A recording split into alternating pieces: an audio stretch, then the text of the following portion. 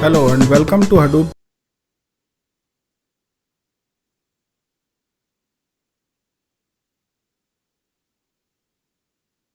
So this is how a typical Hadoop cluster is networked. We have multiple racks, each with their individual switch. Finally, we connect all these switches to a core switch. So everything is on network and we call it the Hadoop cluster. The HDFS is designed using master-slave architecture. In this architecture, there is one master and all others are slaves. So let's assume that this one is the master and all others are slaves. Okay, the Hadoop master is called the name node and slaves are called data nodes. One friend asked me an interesting question. Why we call it name node? Why not simply a master node or a super node or a king node? We call it name node because it stores and manages names, the names of directories and the names of files. The data node stores and manages the data of the file, so we call them data node. Let me explain this. Since HDFS is a file system, we can create directories and files using HDFS. There are many ways to do it, and we will look at some examples and demo later. But for now, just assume that you are creating a large file in HDFS. The question is, how HDFS stores the file on this cluster? When we create a file in HDFS, what happens under the hood? Let's try to understand this. There are three actors there: Hadoop client, Hadoop name node, and Hadoop data nodes. The Hadoop client will send a request to name node that it wants to create a file. The client will also supply the target directory name and the file name. On receiving a request, the name node will perform various checks like directory already exists, the file doesn't already exist, and the client has the right permissions to create a file. Name node can perform these checks because it maintains an image of entire HDFS namespace into memory. We call it in-memory FS image or file system image. If all the tests pass, the name node will create an entry for the new file and return success to the client. The file name creation is over, but it is empty. You haven't started writing data to the file yet. Now it's time to start writing data. So the client will create an FS data output stream and start writing data to this stream. The FS data output stream is the Hadoop streamer class, and it internally we tried to understand HDFS at a high level. In this session, I will cover HDFS architecture and core concepts. This video will take you one level deeper into cluster. But a typical deployment has a dedicated computer that runs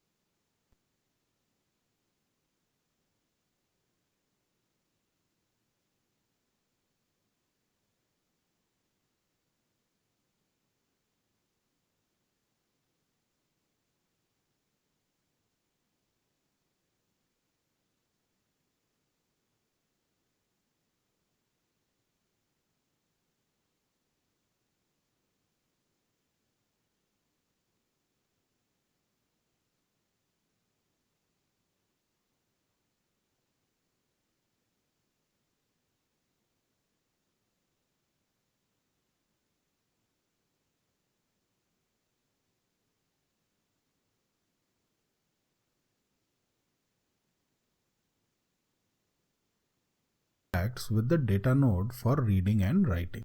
When a client is writing data to an HDFS file, the data first goes to a local buffer. This approach is adopted to provide streaming read-write capability to HDFS. The name node and data node are pieces of software. So at the minimum configuration, you can run both on the same machine and create a single node Hadoop cluster. But a typical deployment has a dedicated computer that runs only the name node software. Each of the other machine in the cluster runs one instance of data node software. Okay, so far we talked about following core architecture elements of HDFS. We also talked about heartbeat, block report, block sizes, client-side buffering, and FS image. In the next video, I will cover fault tolerance and high availability features of Hadoop. Trying to make is, we fix multiple computers into a rack. So the first thing that understand HDFS at a high level.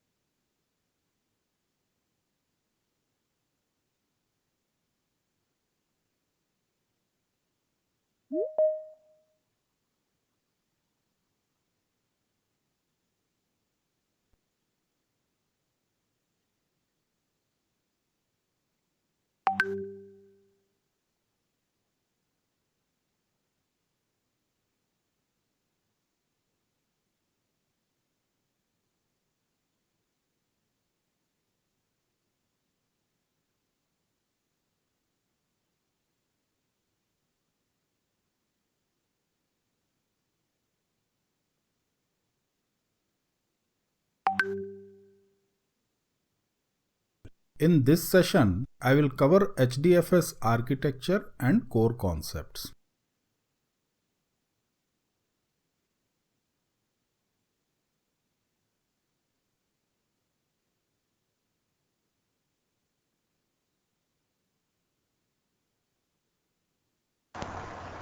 Hello, hello. Hello, okay. Hi, sorry, I was actually talking on mute until now. Okay.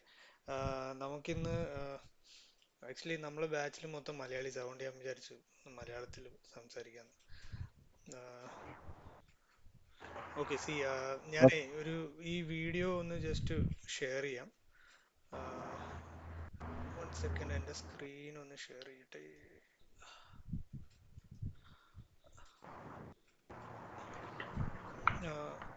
ഇത് കേൾക്കാൻ പറ്റുന്നില്ലെങ്കിൽ ഒന്നും പറയണം, ഞാൻ just ഒന്ന് run ചെയ്യാം. This video will take you one level deeper into HDFS.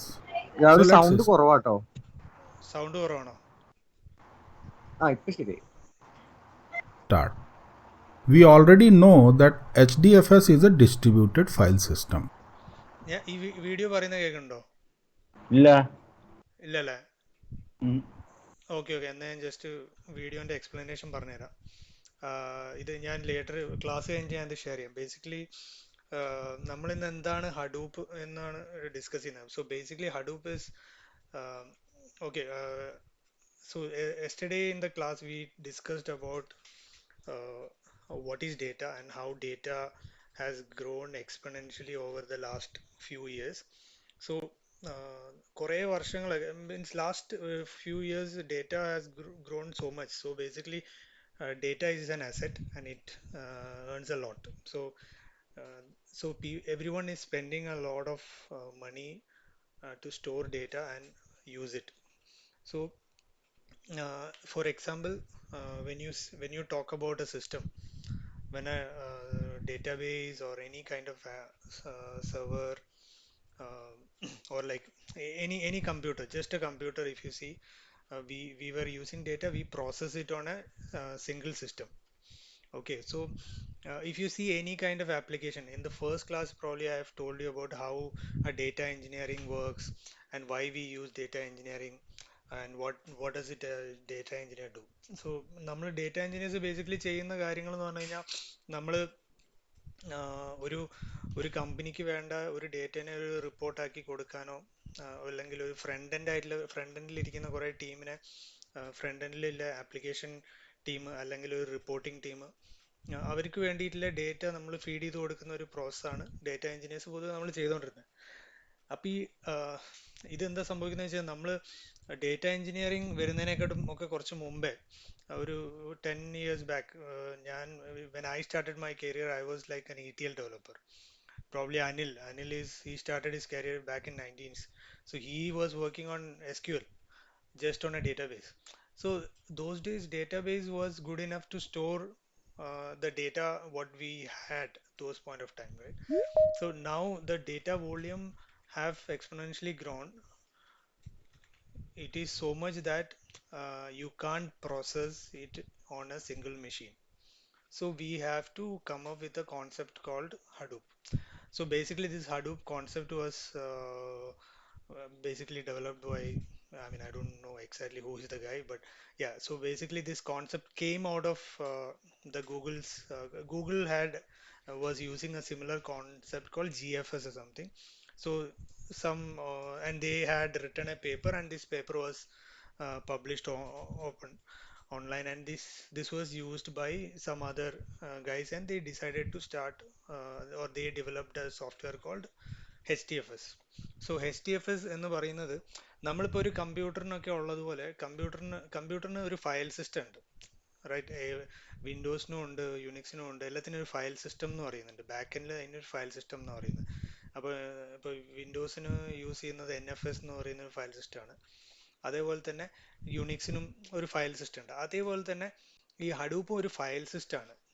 Okay okay, പക്ഷേ ഇതിൽ എന്താ ഒരു വ്യത്യാസം എന്ന് പറയുന്നത്, നമ്മളിപ്പോൾ ഒരു കമ്പ്യൂട്ടറിൽ നിന്ന് ഡേറ്റ ആക്സസ് ചെയ്യുമ്പോൾ നമുക്ക് ഇതിൻ്റെ പുറകിലിരിക്കുന്ന എത്ര വലിയ സിസ്റ്റമാണ് എന്ന് നമുക്കറിയാൻ പറ്റില്ല.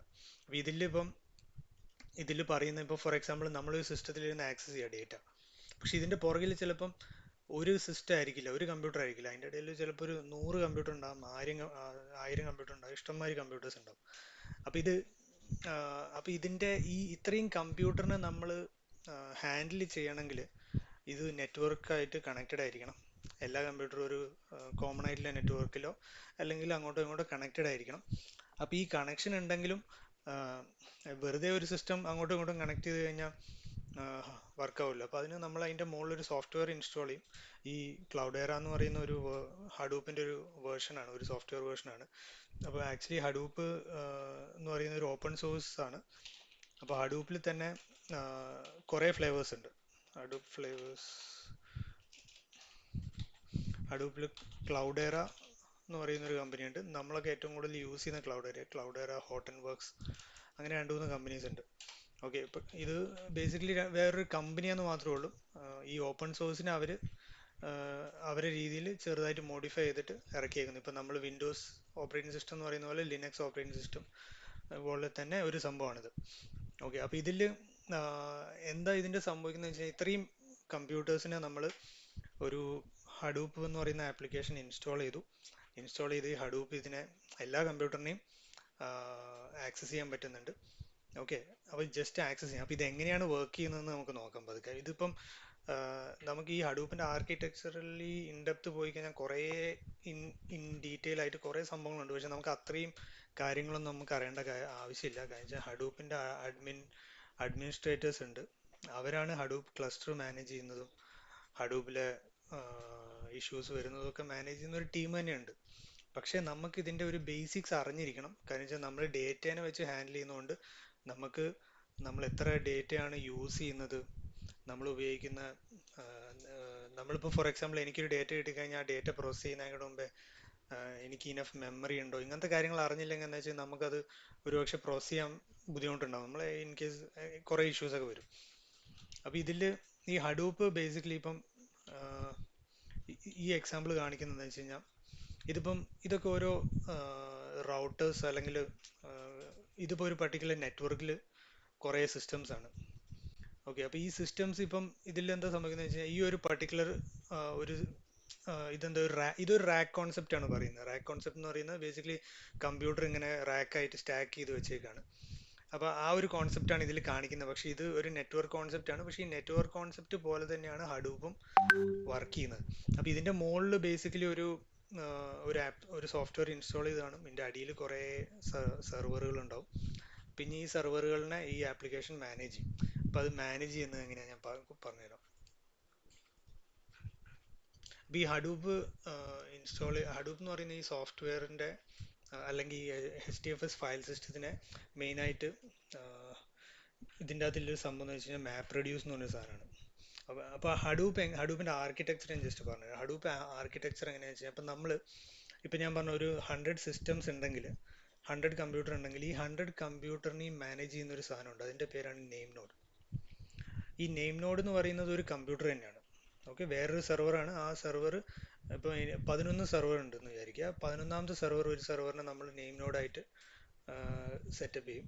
അപ്പോൾ ഇത് എന്തുകൊണ്ടാണ് ഇതിനെ നെയിം നോഡ് എന്ന് പറയുന്നത്? കാരണം ഇത് ഈ ഓരോ സിസ്റ്റത്തിലുള്ള ഫയലുകളുടെയും പാത്ത് അല്ലെങ്കിൽ ആ ഫയലിൻ്റെ പേര്, ഇങ്ങനത്തെ എല്ലാ ഡീറ്റെയിൽസും, അതിൻ്റെ ഒരു കൈൻഡ് ഓഫ് ഇമേജ് അല്ലെങ്കിൽ ഒരു ബ്ലൂ പ്രിൻ്റ് ഈ നെയിം നോഡിൻ്റെ അടുത്തുണ്ടാവും. അപ്പോൾ നമ്മൾ ഈ HDFSൽ ഈ നെയിം നോഡ് ഭയങ്കര ക്രിട്ടിക്കൽ സിസ്റ്റമാണ്. നെയിം നോഡ് ബേസിക്കലി ഡൗൺ ആയിക്കഴിഞ്ഞാൽ നമ്മൾ ഹഡൂപ്പും ക്ലസ്റ്റർ വർക്കാവില്ല. അപ്പം നമുക്ക് എപ്പോഴും ഇത് HDFSൻ്റെ ആദ്യത്തെ ആർക്കിടെക്ചറിൽ ആക്ച്വലി ഒരു നെയിം നോഡ് ഉള്ളായിരുന്നു. പിന്നെ വന്ന വേർഷൻസിൽ അവർ നെയിം നോഡ് ഒരു primary name node, secondary name node എന്നുള്ളൊരു കോൺസെപ്റ്റ് കൊണ്ടുവന്നു. ഞാൻ ജസ്റ്റ് പറഞ്ഞുതരാം. അപ്പം ഞാൻ നേരത്തെ പറഞ്ഞ പോലെ ഇപ്പം നമ്മൾ ഈ ഹഡൂപ്പ് യൂസ് ചെയ്യുന്നത് എന്തുകൊണ്ടാണെന്ന് വെച്ച് കഴിഞ്ഞാൽ ഡേറ്റേനെ ഒറ്റ സിസ്റ്റത്തിൽ ഹാൻഡിൽ ചെയ്യാൻ പറ്റാത്തതുകൊണ്ടാണ്. പിന്നെ നമുക്ക് ഡേറ്റേൻ്റെ ഡേറ്റ നമുക്ക് വരുന്ന ഡേറ്റയും കുറേ മാറി. ഇപ്പോൾ പണ്ടൊക്കെ എന്ന് വെച്ച് കഴിഞ്ഞാൽ നമുക്ക് ജസ്റ്റ് ഫയൽസ് മാത്രം വരുമായിരുന്നു. പിന്നെ നമുക്ക് ഡേറ്റേൻ്റെ ഒരു ഫോർമാറ്റ് കുറേ അൺസ്ട്രക്ചേർഡ് ഡേറ്റാസ് ഒക്കെ വന്നു തുടങ്ങി. ഇപ്പോൾ for example video files, audio files, ഇതൊക്കെ നമ്മൾ ആക്ച്വലി യൂസ് ചെയ്ത് തുടങ്ങി. പണ്ട് ഇതൊന്നും യൂസ് ചെയ്യുന്നില്ലായിരുന്നു, അതുകൊണ്ട് നമുക്ക് അതിൻ്റെ ആവശ്യമില്ലായിരുന്നു. ഇപ്പം അത് എല്ലാവരും ഇങ്ങനത്തെ ഓരോ മൈന്യൂട്ട് ലെവൽ ഓഫ് ഡേറ്റേനെയും യൂസ് ചെയ്ത് തുടങ്ങി. ഓക്കെ, അപ്പം അതിൽ ഈ അൺസ്ട്രക്ചേർഡ് ഫയൽസിൽ നമുക്ക് ഈ വീഡിയോസിലൊക്കെ വരുന്ന ഒരു ടൈപ്പ് ഓഫ് ഫയൽസൊക്കെ PDF ഇങ്ങനത്തെ ഒക്കെ അൺസ്ട്രക്ചേർഡിൽ വരുന്നതാണ്. പിന്നെ സെമി സ്ട്രക്ചേർഡ് എന്ന് പറയുന്ന കുറച്ച് XML അങ്ങനത്തെ കുറേ ഫോർമാറ്റ്സ് ഉണ്ട്. അപ്പോൾ ഞാൻ ഫയൽ ഫോർമാറ്റ്സ് ഒക്കെ നമുക്ക് പിന്നെ കൂടുതൽ ഡിസ്കസ് ചെയ്യാം. ഇപ്പോൾ ഞാൻ ജസ്റ്റ് ഒന്ന് ഇതിൻ്റെ ഡീറ്റെയിൽസ് പറഞ്ഞുതരാം. സ്ട്രക്ചേർഡ് ഡേറ്റ എന്ന് പറയുന്ന സാധാരണഗതിയിൽ നമ്മൾ ടെക്സ്റ്റ് ഫയൽ സ്ട്രക്ചേർഡ് ഡേറ്റയാണ്. എക്സെല്ലൊക്കെ സ്ട്രക്ചേർഡ് ആണ്. CSV അങ്ങനത്തെ കുറച്ച് സാധനങ്ങളൊക്കെ സ്ട്രക്ചേർഡ് ആണ്. അപ്പോൾ ഈ സ്ട്രക്ചേർഡ് അൺസ്ട്രക്ചേർഡ് ഡേറ്റയൊക്കെ കുറേ വരുന്നുണ്ട്, കുറേ ടൈപ്പ് ഡേറ്റ ഉണ്ട്. അപ്പോൾ ഇതിനൊക്കെ ഹാൻഡിൽ ചെയ്യാൻ നമുക്ക് HDFSനെ പോലെയുള്ളൊരു ഫയൽ സിസ്റ്റം ആണ് കുറച്ചും കൂടെ എളുപ്പം. പിന്നെ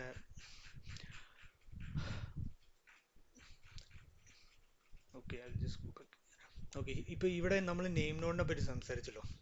അപ്പോൾ ഈ ഫയൽസ് നമ്മൾ ഇപ്പോൾ ഫോർ എക്സാമ്പിൾ നമ്മുടെ അടുത്തൊരു ഒരു ഫയലുണ്ട്, ഒരു വലിയ ഫയൽ. ഈ ഫയൽ നമ്മൾ ഹഡൂപ്പിൽ കൊണ്ട് സ്റ്റോർ ചെയ്യാൻ തീരുമാനിച്ചു.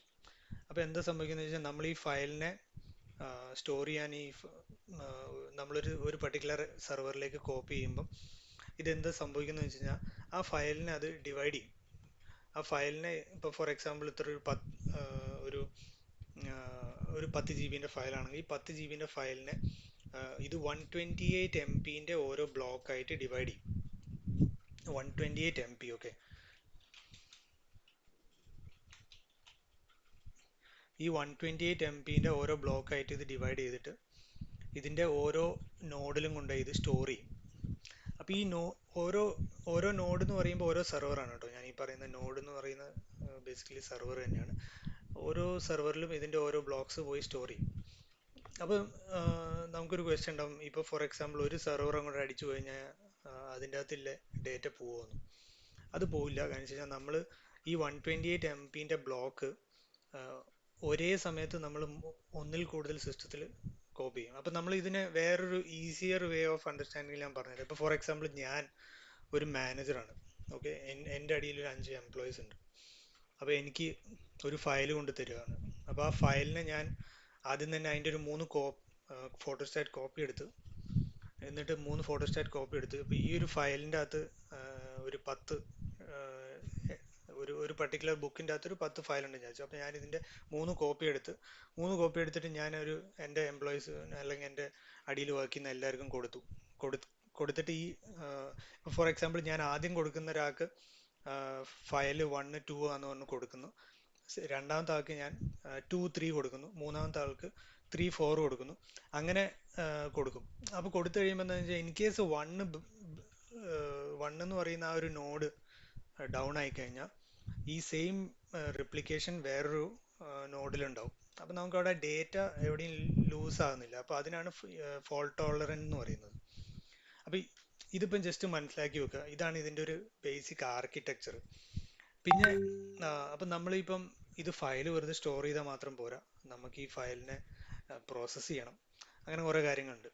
അപ്പോൾ നമുക്കിതിൽ വേറൊരു സംഭവം അറിയേണ്ടതെന്ന് വെച്ച് കഴിഞ്ഞാൽ നമ്മൾ ഈ HDFSൽ ഒരു മെയിൻ കോൺസെപ്റ്റ് എന്ന് പറയുന്നത് മാപ്പ് റെഡ്യൂസ് എന്ന് പറഞ്ഞൊരു സംഭവമാണ്.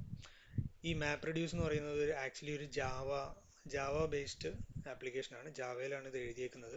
അപ്പോൾ ഈ ഹഡൂപ്പിൻ്റെ ഇനീഷ്യൽ സ്റ്റേജ് ഒരു 2013 ആ ടൈമിലൊക്കെ എന്ന് വെച്ച് കഴിഞ്ഞാൽ ഈ മാപ്പ് റെഡ്യൂസ് ആയിരുന്നു ഹഡൂപ്പിൽ ഏറ്റവും കൂടുതൽ യൂസ് ചെയ്തുകൊണ്ടിരുന്ന കോൺസെപ്റ്റ്. അപ്പോൾ ഈ മാപ്പ് റെഡ്യൂസ് വെച്ചിട്ട് തന്നെ ആയിരുന്നു ഹഡൂപ്പിൻ്റെ മൊത്തം ഫങ്ഷനിങ് മാപ്പ് റെഡ്യൂസ് വെച്ചിട്ടാണ് വർക്ക് ചെയ്യുന്നത്. ഇപ്പോഴും അങ്ങനെ തന്നെയാണ് ഹഡൂപ്പ് വർക്ക് ചെയ്തുകൊണ്ടിരിക്കുന്നത്. പക്ഷേ നമ്മൾ ഡേറ്റ പ്രോസസ്സിങ്ങിന് വേണ്ടി പുതിയ എൻജിൻസിനെയൊക്കെ മാർക്കറ്റിൽ നിന്ന് പുതിയ എൻജിൻസ് വന്നു. അപ്പോൾ അതിലൊരു സംഭവമാണ് സ്പാർക്ക്. അതിനെപ്പറ്റി ഞാൻ പിന്നെ പറഞ്ഞുതരാം. അപ്പോൾ ഈ മാപ്പ് റെഡ്യൂസ് എന്ന് പറയുന്നത് ജാവയിൽ ബേസ് ഇത് കേൾക്കുന്ന ഒരു സാധനമാണ്. അപ്പം മാപ്പ് റെഡ്യൂസ് എന്താണ്, എങ്ങനെയാണ് ചെയ്യുന്നതെന്നുള്ളത് കുറേ ഇൻഡെപ്ത് ആയിട്ടുള്ള സാധനങ്ങൾ അത് ഞാൻ പറയുന്നത് എനിക്കും അറിയാൻ പാടില്ല, ഞാനത് യൂസ് ചെയ്യാറുമില്ല. പക്ഷെ map reduce basically map and reduce എന്ന് പറയുന്ന ഒരു ഡിഫറെൻറ്റ് സ്റ്റേജാണ് അപ്പോൾ അതിൽ നമ്മൾ ഈ കൊടുക്കുന്ന ഇപ്പോൾ നമ്മളിപ്പം ഒരു പർട്ടിക്കുലർ ഫയലിനെ പ്രോസസ്സ് ചെയ്യാൻ നോക്കുമ്പം ഈ മാപ്പ് അപ്പം ബേസിക്കലി നമ്മൾ മാപ്പ് റെഡ്യൂസിൽ ജാവയിൽ പ്രോഗ്രാം എഴുതണമായിരുന്നു ഒരു കാലത്ത്. ഇപ്പം അതിൻ്റെ ആവശ്യമില്ല. ഇപ്പം നമ്മൾ ഈ മാപ്പ് റെഡ്യൂസ് അധികം ഉപയോഗിക്കുന്നില്ല. പക്ഷേ ഹൈവ് എന്ന് പറയുന്ന സാധനം സ്റ്റിൽ മാപ്പ് റെഡ്യൂസിലാണ് വർക്ക് ചെയ്യുന്നത്. ഹൈവ് എന്ന് പറയുന്ന ഒരു നമ്മൾ പഠിച്ച MySQL എന്ന് പറഞ്ഞ ഡേറ്റാബേസ് പോലെ തന്നെയുള്ളൊരു സംഭവമാണ് ഹൈവ്. ഒരു ഡേറ്റ വെയർ ഹൗസിങ്ങിന് ഉപയോഗിക്കുന്ന ഒരു ഡേറ്റാബേസ് പോലൊരു സംഭവമാണ് അത്. ഹഡൂപ്പിൽ ഇൻസ്റ്റാൾ ചെയ്യാൻ പറ്റുന്ന ഒരു സംഭവമാണ്. അപ്പോൾ ഞാൻ ഹൈവിനെ പറ്റി ഇതിൻ്റെ ഒരു ബേസിക്സ് പറഞ്ഞു തന്നതിന് ശേഷം ഹൈവിൻ്റെ കാര്യങ്ങൾ പറഞ്ഞുതരാം. അപ്പം ഞാനിപ്പോൾ നേരത്തെ പറഞ്ഞ മാതിരി നെയിം നോഡ് എന്ന് പറഞ്ഞ സംഭവം പറഞ്ഞു, ഡേറ്റ നോഡ് എന്ന് പറഞ്ഞു. പിന്നെ അപ്പം നമ്മൾ ഈ ഹഡൂപ്പിൽ ജോബ് റൺ ചെയ്യാൻ വേണ്ടി പിന്നെ വേറെ ഇതിപ്പോൾ ജസ്റ്റ് ഒരു മാപ്പ് റെഡ്യൂസിൻ്റെ ഒക്കെ ഒരു കോഡാണ് ഇത്. ജാവയിലെ കോഡ്. ഇത് നമ്മൾ അത്ര അറിയേണ്ട ആവശ്യമില്ല. ഞാനും ജാവയൊന്നും യൂസ് ചെയ്യാറൊന്നുമില്ല, എനിക്കും അറിയില്ല ജാവയൊന്നും. അപ്പം അത് അത്ര ഇൻഡെപ്ത് ആയിട്ട് നോക്കണ്ട. ഞാൻ ജസ്റ്റ് യാണിലേക്ക് പോവാം. യാൺ എന്ന് പറഞ്ഞ സംഭവം എന്താണെന്ന് പറഞ്ഞുതരാം. ഓക്കെ, നമുക്ക് ഇപ്പം ഹഡൂപ്പിനെ പറ്റി ഒരു ബേസിക് അണ്ടർസ്റ്റാൻഡിങ് ഞാനിപ്പോൾ പറഞ്ഞത്. ഓക്കെ, ഞാൻ ജസ്റ്റ് ഈ വീഡിയോയിലേക്ക് പോവാം.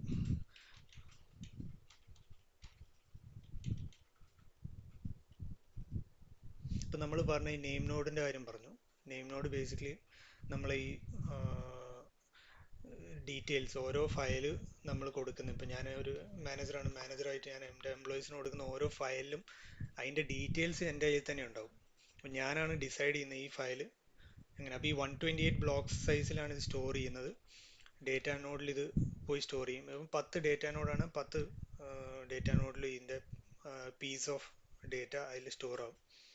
അപ്പോൾ ഇത് ഇപ്പോൾ ഫോർ എക്സാമ്പിൾ ഇതാണ് HDFS എന്ന് പറയുന്ന HDFS അല്ലെങ്കിൽ ഹഡൂപ്പ് ഡിസ്ട്രിബ്യൂട്ടഡ് ഫയൽ സിസ്റ്റം എന്ന് പറയും.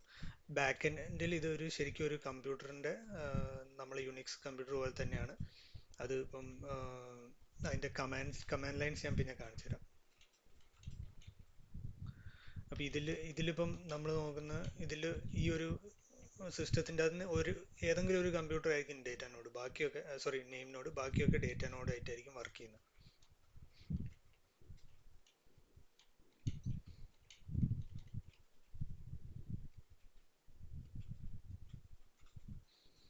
ഞാൻ പറഞ്ഞ പോലെ ബ്ലോക്ക് സൈസ് 128 ബ്ലോക്ക് സൈസ് ആണ്.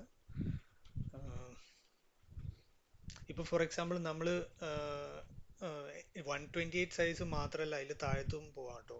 ഫോർ എക്സാമ്പിൾ ഇതെങ്ങനെയാണെന്ന് വെച്ച് കഴിഞ്ഞാൽ 128 ആയിട്ട് ഡിവൈഡ് ചെയ്ത് പോയി അവസാനത്തെ ബ്ലോക്ക് സൈസ് ചിലപ്പോൾ ഏറ്റവും റിമൈനിങ് ഫയൽ സൈസ് എത്രയാണോ അത് അവസാനത്തെ ആ ഒരു ബ്ലോക്ക് ഏത് കമ്പ്യൂട്ടറിലാണോ കൊണ്ടിടുന്നത് ആ ബ്ലോക്ക് ചിലപ്പം ഫോർ എക്സാമ്പിൾ 50 MB ഉള്ളെങ്കിൽ 50 MB സ്റ്റോർ ചെയ്യും. അപ്പോൾ ആ 128 എന്ന് പറയുന്നത് until the last point fixed ആയിരിക്കും. ലാസ്റ്റ് പോയിന്റിൽ എത്തുമ്പോൾ അത് ഫിക്സ്ഡ് അല്ല വരുന്നത്. പിന്നെ ഇത് ഞാൻ ജസ്റ്റ് റൺ ചെയ്യാം. Right? An HDFS cluster consists of a single name node and several data nodes. Correct? The name ഇപ്പം നമ്മൾ ബ്ലോക്ക് സൈസിൻ്റെ കാര്യമാണ് ഇവിടെ പറയുന്നത്. പിന്നെ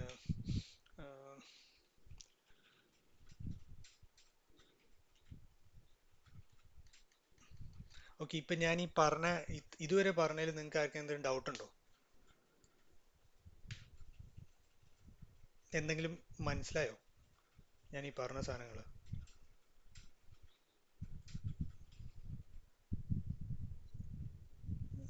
ഹലോ, അതെ, മനസ്സിലാവുന്നുണ്ട്. ഓക്കെ അല്ലേ? മുഴുവനായിട്ടില്ലെങ്കിലും കുറച്ച് name node, data nodes. Okay, ഇത് നിങ്ങൾ കുറെ കോംപ്ലിക്കേറ്റഡ് ആയിട്ട് എടുക്കേണ്ട ആവശ്യമില്ല.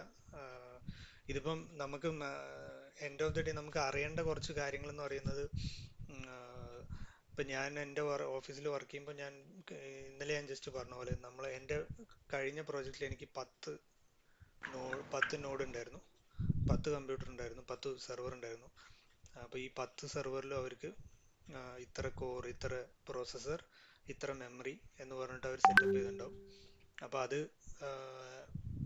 ഈ 10 എന്ന് പറഞ്ഞ നമ്പർ നിങ്ങൾക്ക് ആക്ച്വലി നോട്ട് ചെയ്ത് വെക്കാം. എന്തുകൊണ്ടാണെന്ന് വെച്ച് കഴിഞ്ഞാൽ ഒരുമാതിരിപ്പെട്ട എല്ലാ കമ്പനികളിലും ഒരു ചെറിയ ആപ്ലിക്കേഷന് 10 നോഡിൻ്റെ ഒരു സെർവർ ആക്ച്വലി അല്ലെങ്കിൽ ഒരു ക്ലസ്റ്റർ ഓക്കെയാണ്. അപ്പോൾ നമുക്കിത് ഇപ്പോൾ ഫോർ എക്സാമ്പിൾ ഇൻ്റർവ്യൂസിനൊക്കെ ഇത് ചിലപ്പോൾ അവർ ചോദിക്കും നിങ്ങൾ എത്ര നോഡിൻ്റെ ക്ലസ്റ്ററാണ് യൂസ് ചെയ്തത്, എത്ര മെമ്മറി യൂസ് ചെയ്യാറുണ്ട്, ഇങ്ങനത്തെ കുറച്ച് കാര്യങ്ങളൊക്കെ ചോദിക്കും. അപ്പോൾ അതൊന്ന് ജസ്റ്റ് നോട്ട് ചെയ്ത് വെച്ചാൽ മതി. ഓക്കെ, ഇനി ഞാൻ ജസ്റ്റ് യാണിനെ പറ്റി പറയാം. ഇല്ല, ഈ നെയിം നോഡില് ഡേറ്റ നോഡിന്റെ ഇൻഫർമേഷൻ കാണും അതിനകത്ത്. കാരണം ഒരു നെയിം നോഡേ ഉള്ളു, പക്ഷേ ഒരു 50 ഡേറ്റ നോഡ് ഉണ്ട്. അപ്പൊ എങ്ങനെ വന്ന് ഇത് നെയിം നോഡ് വന്ന് കണ്ടുപിടിക്കുന്നത്? ഡേറ്റ നോഡിന്റെ information in the sense just അതിന്റെ ഒരു ബ്ലൂ പ്രിന്റ് ഉണ്ടാവും. അപ്പോൾ ഫോർ എക്സാമ്പിൾ നമ്മൾ ഫയലിന്റെ ലൊക്കേഷൻ, ഫയലിന്റെ നെയിം, ഇങ്ങനത്തെ കാര്യങ്ങൾ ഉണ്ടാവുള്ളൂ. മറ്റൊടുത്ത് ഇൻഡെക്സ് മാതിരിയാണത്. എക്സാക്ട്ലി ഇൻഡെക്സിന്റെ സെയിം പ്രോസസ് ആണ് ശരിക്കും നെയിം നോഡ് ചെയ്യുന്നത്. അപ്പം നമ്മൾ ഇപ്പോൾ ഫയലിൽ HDFS ൽ പോയി നമ്മളിപ്പം ഫോർ എക്സാമ്പിൾ ഒരു ഫയൽ പുള്ളി ചെയ്യുമ്പം നമ്മളിപ്പം കമാൻഡ് റൺ ചെയ്യാണല്ലോ. അപ്പം ഇപ്പം നമ്മൾ ഫോർ എക്സാമ്പിൾ ഇതിൽ HDFS എന്ന് പറയുന്നത് നമ്മൾ യുണിക്സ് പോലെ തന്നെയാണല്ലോ.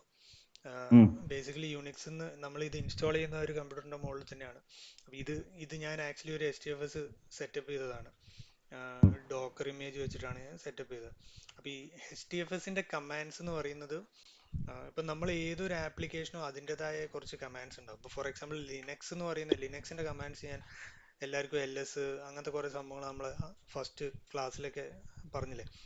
അപ്പോൾ ഈ HDFSന്റെ കമാൻഡ്സ് ഇതുമായിട്ട് കുറച്ച് റിലേറ്റഡ് ആയിരിക്കും. അപ്പോൾ ഒറ്റ വ്യത്യാസം എന്ന് പറയുന്നത് HDFS DFS എന്ന് പറഞ്ഞിട്ട് അത് സ്റ്റാർട്ട് ചെയ്യാം, അല്ലെങ്കിൽ നമുക്ക് ഹഡൂപ്പ് FS എന്ന് പറഞ്ഞിട്ടും സ്റ്റാർട്ട് ചെയ്യാം, -LS ഇങ്ങനെയും കൊടുക്കാം, അല്ലെങ്കിൽ HDFS DFS എന്ന് പറഞ്ഞിട്ട് കൊടുക്കാം. പക്ഷേ ഫോർ എക്സാമ്പിൾ ഞാനൊക്കെ ഇനീഷ്യലി ഇതിൽ വർക്ക് ചെയ്യുമ്പോൾ എൻ്റെ ഒരു ധാരണ എന്ന് വെച്ച് കഴിഞ്ഞാൽ ഈ /ഡേറ്റ എന്ന് പറയുന്ന സാധനം എനിക്ക് യുണിക്സിൽ കാണാൻ പറ്റുന്നതാണ്. പക്ഷെ അങ്ങനെയല്ല, നമുക്കിപ്പോൾ ഞാൻ നിൽക്കുന്ന ലൊക്കേഷൻ നോക്കിക്കഴിഞ്ഞാൽ സ്ലാഷ് എന്ന് പറയുന്ന ഒരു ലൊക്കേഷനിലാണ് നിൽക്കുന്നത്. ഇത് യുണിക്സിൽ ഒരു ലൊക്കേഷനാണ്. ഹഡൂപ്പിൻ്റെ അകത്ത് എന്താ ഒരു പ്രശ്നം എന്ന് വെച്ചാൽ ഹഡൂപ്പിൻ്റെ അകത്ത് നിങ്ങൾക്ക് അതിൻ്റെ ആ ലൊക്കേഷനിൽ പോകാൻ പറ്റില്ല. നിങ്ങൾക്ക് പുറത്ത് നിന്നുകൊണ്ട് നമുക്ക് അതിനെ ഇങ്ങനെ ക്വരി ചെയ്ത് നോക്കാം. LS ചെയ്തിട്ട് നമുക്ക് LS ചെയ്തിട്ട് ഇങ്ങനെ നോക്കാം. ഓക്കെ, ഇതിൻ്റെ അകത്ത് ഡേറ്റ എന്ന് പറയുന്ന ഒരു ഫോൾഡർ ഉണ്ട്, നമുക്കിങ്ങനെ കാണാം. ഓക്കെ, അപ്പോൾ ഇതിൻ്റെ അകത്ത് നമുക്ക് ഹഡൂപ്പിനും കമാൻഡ്സ് കുറേ ലിമിറ്റേഷൻസ് ഉണ്ട്. കുറേ കമാൻഡ്സ് ഒന്നും ഇപ്പോൾ ഈ ലിനക്സിൽ നമുക്ക് കുറേ കമാൻഡ്സ് റൺ ചെയ്യാം, മറ്റ് അങ്ങനെയൊക്കെ പറഞ്ഞ് കുറേ കമാൻഡ്സ് ഉണ്ട്. പക്ഷെ ഇതിൽ നമുക്ക് ബേസിക് കമാൻഡ്സേ റൺ ചെയ്യാൻ പറ്റുള്ളൂ. ഇപ്പോൾ ഹഡൂപ്പിൽ നമുക്ക് MKDIR ഇങ്ങനത്തെ സംഭവങ്ങളൊക്കെ ചെയ്യാം. അപ്പോൾ ഞാനിപ്പോൾ ഈ ക്രിയേറ്റ് ചെയ്യുന്ന ഫയലൊക്കെ ബാക്ക് എൻഡിൽ ഇത് ഈ ഡേറ്റ നോഡിലൊക്കെ ആയിരിക്കും പോയി കിടക്കുന്നത്. പക്ഷെ അത് എനിക്ക് ഇവിടുന്ന് കാണാൻ പറ്റില്ല. എന്നെ സംബന്ധിച്ച് ഞാൻ നോക്കുമ്പോൾ ഡേറ്റ എന്ന് പറയുന്ന ഫോൾഡറിൽ ഇപ്പം ഫോർ എക്സാമ്പിൾ ഈ breweries.csv എന്ന് പറഞ്ഞ ഫയൽ കാണുന്നുണ്ടല്ലോ. അത് എന്നെ സംബന്ധിച്ച് എൻ്റെ ഒരു സിസ്റ്റത്തിലാണിത്. ജസ്റ്റ് എൻ്റെ ഒരു സിസ്റ്റത്തിൽ ഇരിക്കുന്ന പോലെയാണ് ഈ സാധനം കാണുന്നത്. ഓക്കെ, പക്ഷേ ഇതിൻ്റെ ബാക്ക് എൻഡിൽ എന്താ സംഭവിക്കുന്നത് വെച്ച് കഴിഞ്ഞാൽ, ഇത് ബാക്ക് എൻഡ് ഞാൻ ജസ്റ്റ് കാണിച്ചു തരാം. ശരിക്കും പറഞ്ഞാൽ ഇതിപ്പോൾ ഞാൻ എൻ്റെ സിസ്റ്റത്തിൽ ഒരു ക്ലസ്റ്റർ സെറ്റപ്പ് ചെയ്തതാണ്. ഡോക്കർ ഇമേജ് വെച്ചിട്ടാണ് ഈ ക്ലസ്റ്റർ സെറ്റപ്പ് ചെയ്തത്. അപ്പോൾ എനിക്ക് നിങ്ങൾ ഈ ഡോക്കറിൻ്റെ കമാൻഡ് ഒന്നും കേട്ടിട്ട് വറി ചെയ്യേണ്ട ആവശ്യമില്ല. കാരണം ഡോക്കർ എന്ന് പറയുന്ന സാധനം കംപ്ലീറ്റ്ലി ഒരു സെപ്പറേറ്റ് സാധനമാണ്. പക്ഷെ ഞാൻ ജസ്റ്റ് എൻ്റെ സിസ്റ്റത്തിൽ തന്നെ ഒരു ക്ലസ്റ്റർ സെറ്റപ്പ് ചെയ്തേക്കുക. അപ്പോൾ ഇതൊക്കെ ഓരോ നോഡുകളാണ്. ഈ കാണുന്ന ഓരോന്നും ഓരോ നോഡുകളാണ്. ഇതിൽ കണ്ടോ, ഇത് ഡേറ്റ നോഡ്, ഇത് name node manager, resource manager, ഇങ്ങനെ ഓരോ പേര് കൊടുത്തേക്കും ഓരോന്നിനും. പക്ഷെ ഇതൊക്കെ ഇത് നെയിം നോഡായിരിക്കും, ബാക്കിയൊക്കെ ഡേറ്റ നോഡ് ആണ്. പക്ഷേ റിസോഴ്സ് മാനേജർ എന്ന് പറയുന്നത് എന്തുകൊണ്ടാണെന്ന് വെച്ച് കഴിഞ്ഞാൽ യാൺ എന്ന് പറയുന്ന സംഭവം ഞാൻ പറയാൻ പോകുന്നത് അടുത്ത് ഞാൻ പറഞ്ഞുതരാം. അപ്പോൾ അതിന് ഒരു സെർവർ, ഏതെങ്കിലും ഒരു സെർവർ യാൺ യൂസ് ചെയ്യും റിസോഴ്സ് മാനേജറായിട്ട്. ഓക്കെ, അപ്പോൾ ഇത് നമ്മളൊരു ക്ലസ്റ്ററാണ്. ഇതിപ്പോൾ ഓരോ കമ്പ്യൂട്ടർ ആക്ച്വലി മനസ്സിലായില്ലേ, ഇതൊരു ഈ കാണുന്ന ഓരോന്നും ഒരു സെർവർ ആണെന്ന് തന്നെ നിങ്ങൾ കരുതണം. ഇത് ഒരു സെർവർ തന്നെയാണ്, പക്ഷേ വെർച്വൽ ആയിട്ടുള്ളൊരു സെർവറാണ്. ഇപ്പം നമ്മൾ കാണുന്നത് എന്താ, നമ്മളിപ്പം സെർവർ എന്ന് പറയുന്നത് നമ്മൾ തൊട്ട് കഴിഞ്ഞാൽ മാത്രം നമുക്ക് തൊടാൻ പറ്റുന്നത് മാത്രമാണ് കമ്പ്യൂട്ടർ എന്നുള്ളൊരു കോൺസെപ്റ്റ് ഒക്കെ മാറി ഇപ്പോൾ എല്ലാം വെർച്വൽ ആണല്ലോ. അപ്പോൾ ഇത് ആക്ച്വലി വെർച്വൽ മെഷീൻ പോലെ തന്നെ ഒരു സംഭവമാണ്. ഡോക്കറിൻ്റെ ഒരു കോൺസെപ്റ്റാണ്. ഡോക്കർ എന്ന് പറയുന്ന നമുക്കൊരു കമ്പ്യൂട്ടറിൻ്റെ ഒരു VMware പോലെ ഒരു സംഭവമാണ്. VMware ഞാനിപ്പം നിങ്ങളുടെ അടുത്ത് ഇൻസ്റ്റാൾ ചെയ്യാൻ പറഞ്ഞാൽ VMware പോലെ ഒരു സംഭവമാണ്. എന്തും ഡൗട്ട് ഉണ്ട്? ഇത് ഞാൻ പറയുന്നതായിരിക്കും കൺഫ്യൂഷൻ എന്തെങ്കിലും ആകണ്ടോ എന്ന് പറയണം. കാരണം ഇല്ല ഇത് ഒരു ഡൗട്ട് കൂടെ. ഇപ്പൊ നമുക്കൊന്ന് ഡേറ്റാ നോഡ് വന്ന് ഒത്തിരി ഉണ്ട്, നെയിം നോഡ് ഒരെണ്ണേ ഉള്ളു. ആ ഇപ്പൊ ഒരു ഡേറ്റാ നോഡ് വർക്ക് ആയില്ലെങ്കിൽ ഇനിയൊരു ഡേറ്റാ നോഡ് ഒന്ന് എടുക്കും ഇല്ലേ? പക്ഷേ നെയിം നോഡ് ഏതെങ്കിലും പ്രശ്നമായ എങ്ങനെ കണക്ട് ചെയ്യാൻ പറ്റും ആക്ച്വലി നമ്മൾ? നെയിം നോഡിന് ഒരു സെക്കൻഡറി നെയിം നോഡും കൂടെ ഉണ്ടാവും. One of the data node ചിലപ്പോൾ ഇതൊരു സെക്കൻഡറി നെയിം നോഡായിട്ട് വർക്ക് ആവും. അപ്പോൾ ഓക്കെ ഓക്കെ. ഒന്ന് ക്രാഷ് ആയി കഴിഞ്ഞാൽ മറ്റേ നെയിം നോഡ് എടുക്കും. ഇപ്പോൾ രണ്ടും കൂടെ ക്രാഷ് ആയി കഴിഞ്ഞാൽ ഫോൾട്ട് ടോളറൻസ് ഇല്ല, അത് പോയി. അത് നമുക്ക് റിക്കവർ ചെയ്യാൻ പിന്നെ ഫുള്ളി റിക്കവർ ചെയ്യേണ്ടി വരും. മനസ്സിലായില്ലേ? പിന്നെ ഓക്കെ. അതേപോലെ അതാണ് മെയിൻ ആയിട്ടുള്ള സംഭവം. ഓക്കെ, ഇനി ഞാൻ ജസ്റ്റ് ഇതിനെപ്പറ്റി പറയാം. യാണിനെ പറ്റി പറയാം.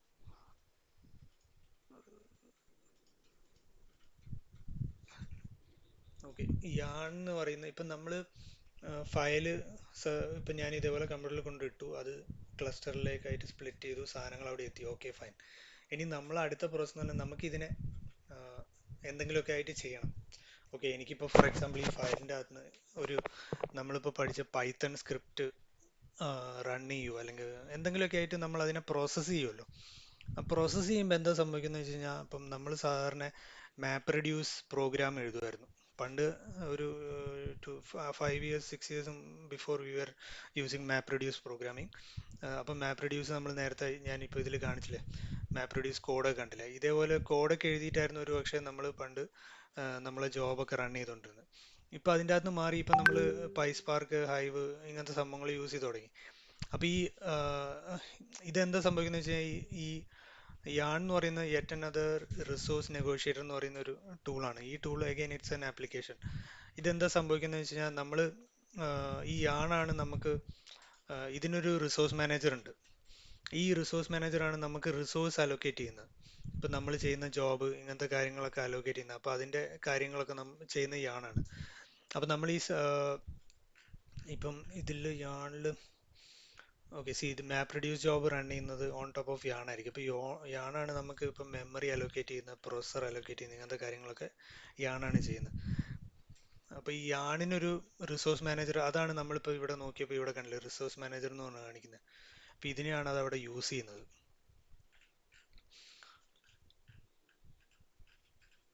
അപ്പോൾ ഇതിൽ നമ്മളിപ്പം കഴിഞ്ഞ ദിവസങ്ങളിൽ നമ്മൾ പറഞ്ഞ സ്കെഡ്യൂളർ, ക്രോൺ ടാബ് സ്കെഡ്യൂളർ, ഇങ്ങനത്തെ സംഭവങ്ങളെ പറ്റി നമ്മൾ കഴിഞ്ഞ ക്ലാസ്സിലൊക്കെ ജസ്റ്റ് സംസാരിച്ചിട്ടുണ്ടാവും. നമ്മളെന്താ പറയുക, ഒരു ജോബ് സ്കെഡ്യൂൾ ചെയ്യുക അങ്ങനെയൊക്കെ ചെയ്യുന്നില്ല, അതേപോലെ തന്നെ ഒരു സംഭവമാണ് യാണ്. ബേസിക്കലി ആ യാണാണ് അതിനെ മാനേജ് ചെയ്യുന്നത്, റിസോഴ്സിനെ മാനേജ് ചെയ്യുന്നത്. ഇൻ കേസ് അത് ഡൗൺ ആയി കഴിഞ്ഞാൽ വേറെ റിസോഴ്സ് ഉണ്ട്, അത് അലോക്കേറ്റ് ചെയ്യും, ഇല്ലെങ്കിൽ അത് ഫെയിലാവും, അങ്ങനത്തെ കാര്യങ്ങളൊക്കെ ചെയ്യുന്നത്. ഇപ്പോൾ ആക്ച്വലി ഹഡൂപ്പ് മൊത്തം 3 വേർഷൻസ് പറ്റിയാണ് ഇതിൽ ഡിസ്കസ് ചെയ്യുന്നത്. ഹഡൂപ്പ് ഫസ്റ്റ് വേർഷനിൽ യാണില്ലായിരുന്നു, ജസ്റ്റ് HDFSഉം പിന്നെ അതിൻ്റെ വേറെ ജോബ് ട്രാക്കർ എന്നൊക്കെ പറഞ്ഞ സംഭവങ്ങളാണ്. ഞാൻ അതിലൊന്നും വർക്ക് ചെയ്തിട്ടില്ല. ഞാനൊക്കെ വർക്ക് ചെയ്ത് തുടങ്ങിയ സമയത്തേക്ക് യാണൊക്കെ ഓൾറെഡി വന്നിട്ടുണ്ട്. ഇപ്പം മാർക്കറ്റിൽ നിലവിൽ യാണും കാര്യങ്ങളൊക്കെ ഉണ്ട്. Fault tolerance, replication, data balancing, read.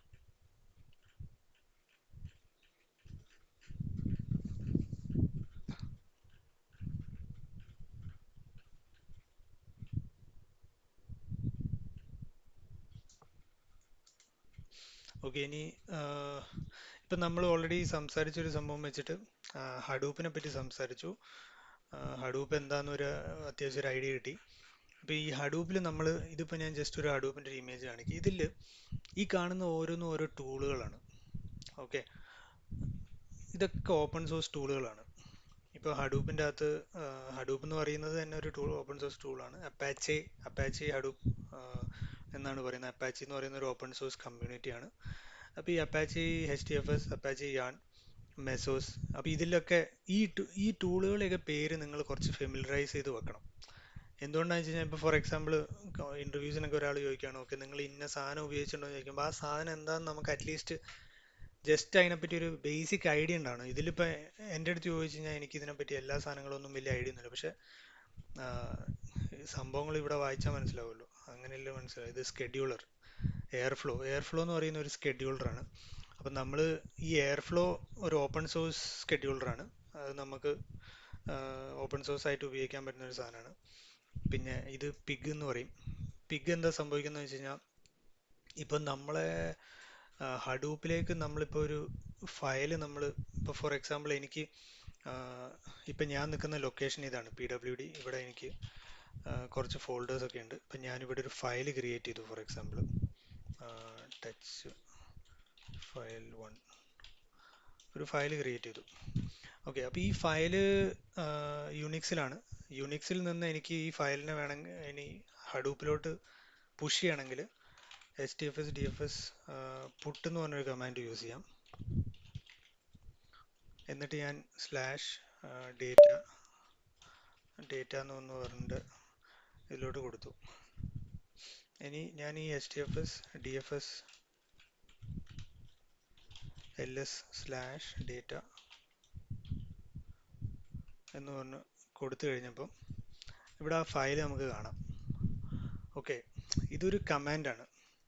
Okay, പക്ഷേ അതേ സ്ഥാനത്ത് നമ്മൾ ഈ പിഗ് പോലത്തെ ടൂൾ ഉപയോഗിച്ചിട്ട് നമുക്ക് ഈ പരിപാടിയൊക്കെ ഓട്ടോമേറ്റ് ചെയ്യാം. ഓക്കെ, ഇതിപ്പോൾ ഓട്ടോമേറ്റ് ചെയ്യാൻ ഈ സാധനം എനിക്ക് ഓട്ടോമേറ്റ് ചെയ്യാൻ പിഗ് ഇല്ലാണ്ടും നടക്കും കേട്ടോ. പക്ഷെ ഞാൻ പിഗൊന്നും ഉപയോഗിച്ചിട്ടില്ല. ഞങ്ങളൊന്നും പിഗ് ഉപയോഗിച്ചിട്ടില്ല. ഞങ്ങൾ യുണിക്സ് തന്നെ ഉപയോഗിച്ചിട്ടൊക്കെ ചെയ്യാറുണ്ട്. അപ്പോൾ പിഗ് എന്ന് പറയുന്നത് ബേസിക്കലി നമുക്ക് ഒരു ഡേറ്റേനെ ലോഡ് ചെയ്യാനൊക്കെ വേണ്ടി പിഗ് എന്ന് പറഞ്ഞൊരു സാധനം ഉപയോഗിക്കാം. ഓക്കെ, ഇതിൻ്റെ അകത്ത് സ്ക്രിപ്റ്റ് ചെയ്തിട്ട് ഇത് ഉപയോഗിക്കാൻ പറ്റും. നമുക്ക് ബേസിക്കലി യുണിക്സിൽ നിന്ന് അല്ലെങ്കിൽ വേറെ ഒരു ഡേറ്റാബേസിൽ നിന്നൊക്കെ നമുക്ക് എടുത്തിടാൻ വേണ്ടി അല്ലെങ്കിൽ അങ്ങനെ സ്ക്രിപ്റ്റ് ചെയ്യാൻ പറ്റുന്ന ഒരു സാധനമാണ്. പിന്നെ അതേപോലെ ഒരു സംഭവമുണ്ട്, സ്കൂപ്പ് എന്ന് പറഞ്ഞൊരു സാധനമുണ്ട്. സ്കൂപ്പ് വെച്ചിട്ട് നമുക്ക് വേറൊരു ഡേറ്റാബേസിൽ നിന്ന് നമ്മൾ ഹഡൂപ്പിലേക്ക് ഡേറ്റ ലോഡ് ചെയ്യാനൊക്കെ പറ്റും. സ്കൂപ്പ് ഇതിൽ എവിടെയും പറഞ്ഞിട്ടില്ല എന്ന് തോന്നുന്നു, പക്ഷെ ജസ്റ്റ് ഒന്ന് അറിയാൻ വേണ്ടി പറഞ്ഞതാണ്. സ്കൂപ്പ് എന്ന് പറഞ്ഞൊരു സംഭവമുണ്ട്. പിന്നെ ഓക്കെ, ഇത് കണ്ടോ, നിങ്ങൾക്ക് ഇവിടെ കാണാൻ പറ്റും മെഷീൻ ലേണിങ്ങിന് ഉപയോഗിക്കുന്ന 3 സാധനങ്ങളാണ്. സ്പാർക്കിൽ മെഷീൻ ലൈബ്രറി എന്ന് പറഞ്ഞൊരു ഫീച്ചർ ഉണ്ട്. ആ ഫീച്ചർ മെഷീൻ ലേണിങ്ങിന് വേണ്ടി ഉപയോഗിക്കാം. പിന്നെ മാഹോട്ട് എന്ന് പറഞ്ഞൊരു ഫീച്ചർ ഉണ്ട്. പിന്നെ ഈ മാഡ്ലിബ്, ഞാനും ആദ്യമായിട്ട് കാണുന്നതാണ്. പിന്നെ ഡേറ്റ പൈപ്പിംഗ്, NIFI, ഫ്ലൂമൊന്നും ഞാനും യൂസ് ചെയ്തിട്ടില്ല, പക്ഷെ ഫ്ലൂം എൻ്റെ കമ്പനിയിലുണ്ട് ഡേറ്റ പൈപ്പിങ്ങിന് വേണ്ടിയിട്ടുള്ളത്. സെർച്ച് എൻജിൻ സോളർ, ഇത് ഞാൻ യൂസ് ചെയ്തിട്ടില്ല. ഇതൊന്നും അത്ര നമുക്ക് അത്യാവശ്യമുള്ളൊരു സാധനമൊന്നുമല്ല. ഞാൻ ആസ് ലോങ് ആസ് എനിക്ക് ഇത്രയും നാൾ അതിനെ കൊണ്ട് ആവശ്യം വന്നിട്ടില്ല. NoSQL ഡേറ്റാബേസ്, ഇപ്പം നമ്മൾ ഡേറ്റാബേസ് MySQL എന്ന് പറയുന്ന ഒരു സാധനവും ഹൈവും ഒക്കെ ഒരു SQL ബേസ്ഡ് ഡേറ്റാബേസ് എന്ന് പറയാം. നമുക്ക് SQL ക്വറീസ് നമ്മൾ SQL ക്വറീസ് ഒക്കെ പഠിച്ചല്ലോ. അപ്പോൾ SQL ക്വറി എഴുതാൻ പറ്റുന്ന ഒരു സാധനത്തിന് SQL ഡേറ്റാബേസ് എന്ന് പറയാം. ഇത് NoSQL ഡേറ്റാബേസ്, ഇതിൽ ക്വറി അല്ല എഴുതുന്നത്. ഈ HBase എന്ന് പറഞ്ഞ സാധനത്തിൽ ഒരു സ്ക്രിപ്റ്റ് ആയിരിക്കും, അതിൻ്റെതായ ഒരു കമാൻഡ് ഒക്കെ ആയിരിക്കും യൂസ് ചെയ്യുന്നത്. HBase ഞാൻ എൻ്റെ പഴയ കമ്പനിയിൽ യൂസ് ചെയ്തിട്ടുണ്ട്, പക്ഷേ അവിടെ നമ്മൾ സ്ക്രിപ്റ്റ് ചെയ്യുന്നതിന് പകരം അതിൻ്റെ മുകളിൽ വേറൊരു സോഫ്റ്റ്വെയർ ഉപയോഗിച്ചിട്ട് അതിൻ്റെ മുകളിൽ കോഡ് എഴുതുകയൊക്കെയാണ് ചെയ്യുന്നത്. Code in the sense SQL query തന്നെ റൺ ചെയ്യും. അതിന് ഫിനിക്സ് എന്ന് പറഞ്ഞൊരു സാധനം ഇൻസ്റ്റാൾ ചെയ്തിട്ട് അതിൻ്റെ മുകളിൽ ബേസിക്കലി നമ്മൾ ആൾക്ക് യൂസർ ഫ്രണ്ട്ലി ആക്കാൻ വേണ്ടി അതിൻ്റെ മുകളിൽ ഒരു സംഭവം സെറ്റപ്പ് ചെയ്ത് യൂസ് ചെയ്യുകയാണ് ഇത്. പിന്നെ ഇത് നമ്മൾ ഹൈവിനെ പറ്റി അടുത്ത് ഡിസ്കസ് ചെയ്യും. ഹൈവ് എന്ന് പറയുന്നത് ഒരു ഡേറ്റാബേസ് പോലെ ഒരു സംഭവം തന്നെയാണ്. പിന്നെ SQL ഓവർ ഹഡൂപ്പ്, ഇതൊക്കെ ബേസിക്കലി ഹഡൂപ്പിൻ്റെ മുകളിൽ നമ്മളൊരു ഒരു പാക്കറ്റ്, ഒരു ലെയർ സെറ്റ് ചെയ്തേക്കും. ആ ലെയർ വെച്ചിട്ട് ഹഡൂപ്പിൻ്റെ ഉള്ളിൽ നിന്ന് ഡേറ്റേനെ ക്വരി ചെയ്യും SQL വെച്ചിട്ട്. അതിനുവേണ്ടി ഉപയോഗിക്കുന്ന സാധനങ്ങളാണ് ഇംപാല, ഡ്രില്ല്, ഹൈവ്.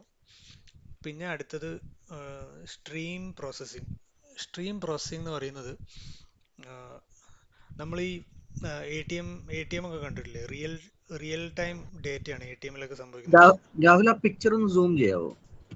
ഒറ്റ സെക്കൻഡ്, ഞാൻ ഓൺലൈൻ എടുത്തോണ്ട് അത്ര ക്ലിയർ ആയിട്ടില്ല.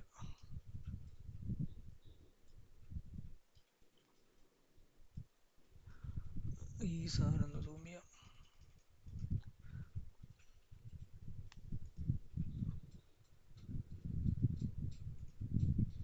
കാണാവോ? ഓക്കെ അല്ലേ? ബെറ്റർ. അപ്പോൾ ഇതില് ഇപ്പം ഞാൻ പറഞ്ഞത് ഇതുവരെ മനസ്സിലായോ? ഞാൻ ജസ്റ്റ് ഇതൊക്കെ ടൂളാണ്. ടൂളിനെ പറ്റി ജസ്റ്റ് നമ്മൾ ഡിസ്കസ് ചെയ്യുന്നുള്ളൂ. നമുക്ക് മെയിനായിട്ട് അറിയേണ്ട സാധനം ഒന്ന് ഹൈവ്, പിന്നെ ഈ കാണുന്ന സാധനം അപ്പാച്ചി സ്പാർക്ക്, ഇതാണ് നമ്മളെ മെയിൻ സാധനം. പിന്നെ ഇതിനെപ്പറ്റി അത്ര അറിയേണ്ട ആവശ്യമൊന്നുമില്ല, മെഷീൻ ലേണിങ്ങിൻ്റെ സാധനമാണ്. അത് ഞാനും ഇതുവരെ ഉപയോഗിച്ചിട്ടില്ല.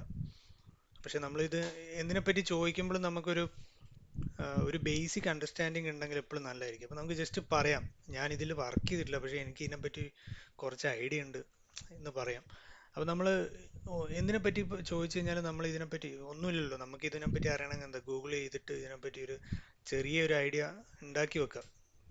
അത് കാണാപ്പാഠം പഠിക്കേണ്ട ആവശ്യമൊന്നുമില്ല, ജസ്റ്റ് എന്താണ് ഇത്, എങ്ങനെയാണ് വർക്ക് ചെയ്യുന്നതെന്ന് മാത്രം മനസ്സിലാക്കി വെക്കുക. ഇപ്പോൾ ഞാൻ ഈ ഹഡൂപ്പിനെ പറ്റി നിങ്ങൾക്ക് പറഞ്ഞു തന്നതിൽ ഒരു 90% ഓഫ് ഇൻഫർമേഷൻ എനിക്ക് അറിയില്ല, 10% ഇൻഫർമേഷൻ എനിക്ക് അറിയുള്ളൂ. പക്ഷേ നമുക്ക് എൻഡ് ഓഫ് ദി ഡേ നമുക്ക് വേണ്ട ആ ഒരു 10 to 20% ഇൻഫർമേഷൻ മതി. കാരണം വെച്ചാൽ നമ്മളിതിൻ്റെ ബാക്ക് എൻഡിൽ വർക്ക് ചെയ്യാത്തതുകൊണ്ടും നമ്മളതിൻ്റെ അഡ്മിൻ ഒന്നും അല്ലാത്തതുകൊണ്ട് നമുക്ക് അതിൻ്റെ ആവശ്യമില്ല. കാരണം വെച്ചാൽ എല്ലാ സിസ്റ്റത്തിലും അവർക്ക് അഡ്മിൻ ഉണ്ടാവും.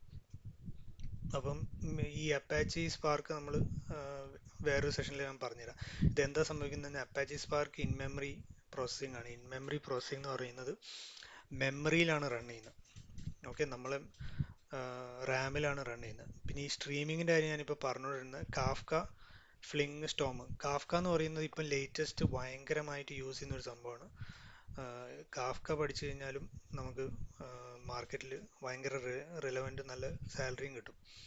അപ്പോൾ ഈ കാഫ്ക എന്താ സംഭവം എന്ന് വെച്ച് കഴിഞ്ഞാൽ, നമ്മളൊരു സാധനം റൺ ചെയ്ത് കഴിഞ്ഞാൽ, ഇപ്പോൾ ഫോർ എക്സാമ്പിൾ ATM ട്രാൻസാക്ഷനൊക്കെ ഒരുപക്ഷെ കാഫ്കയിലായിരിക്കും റൺ ആകുന്നത്.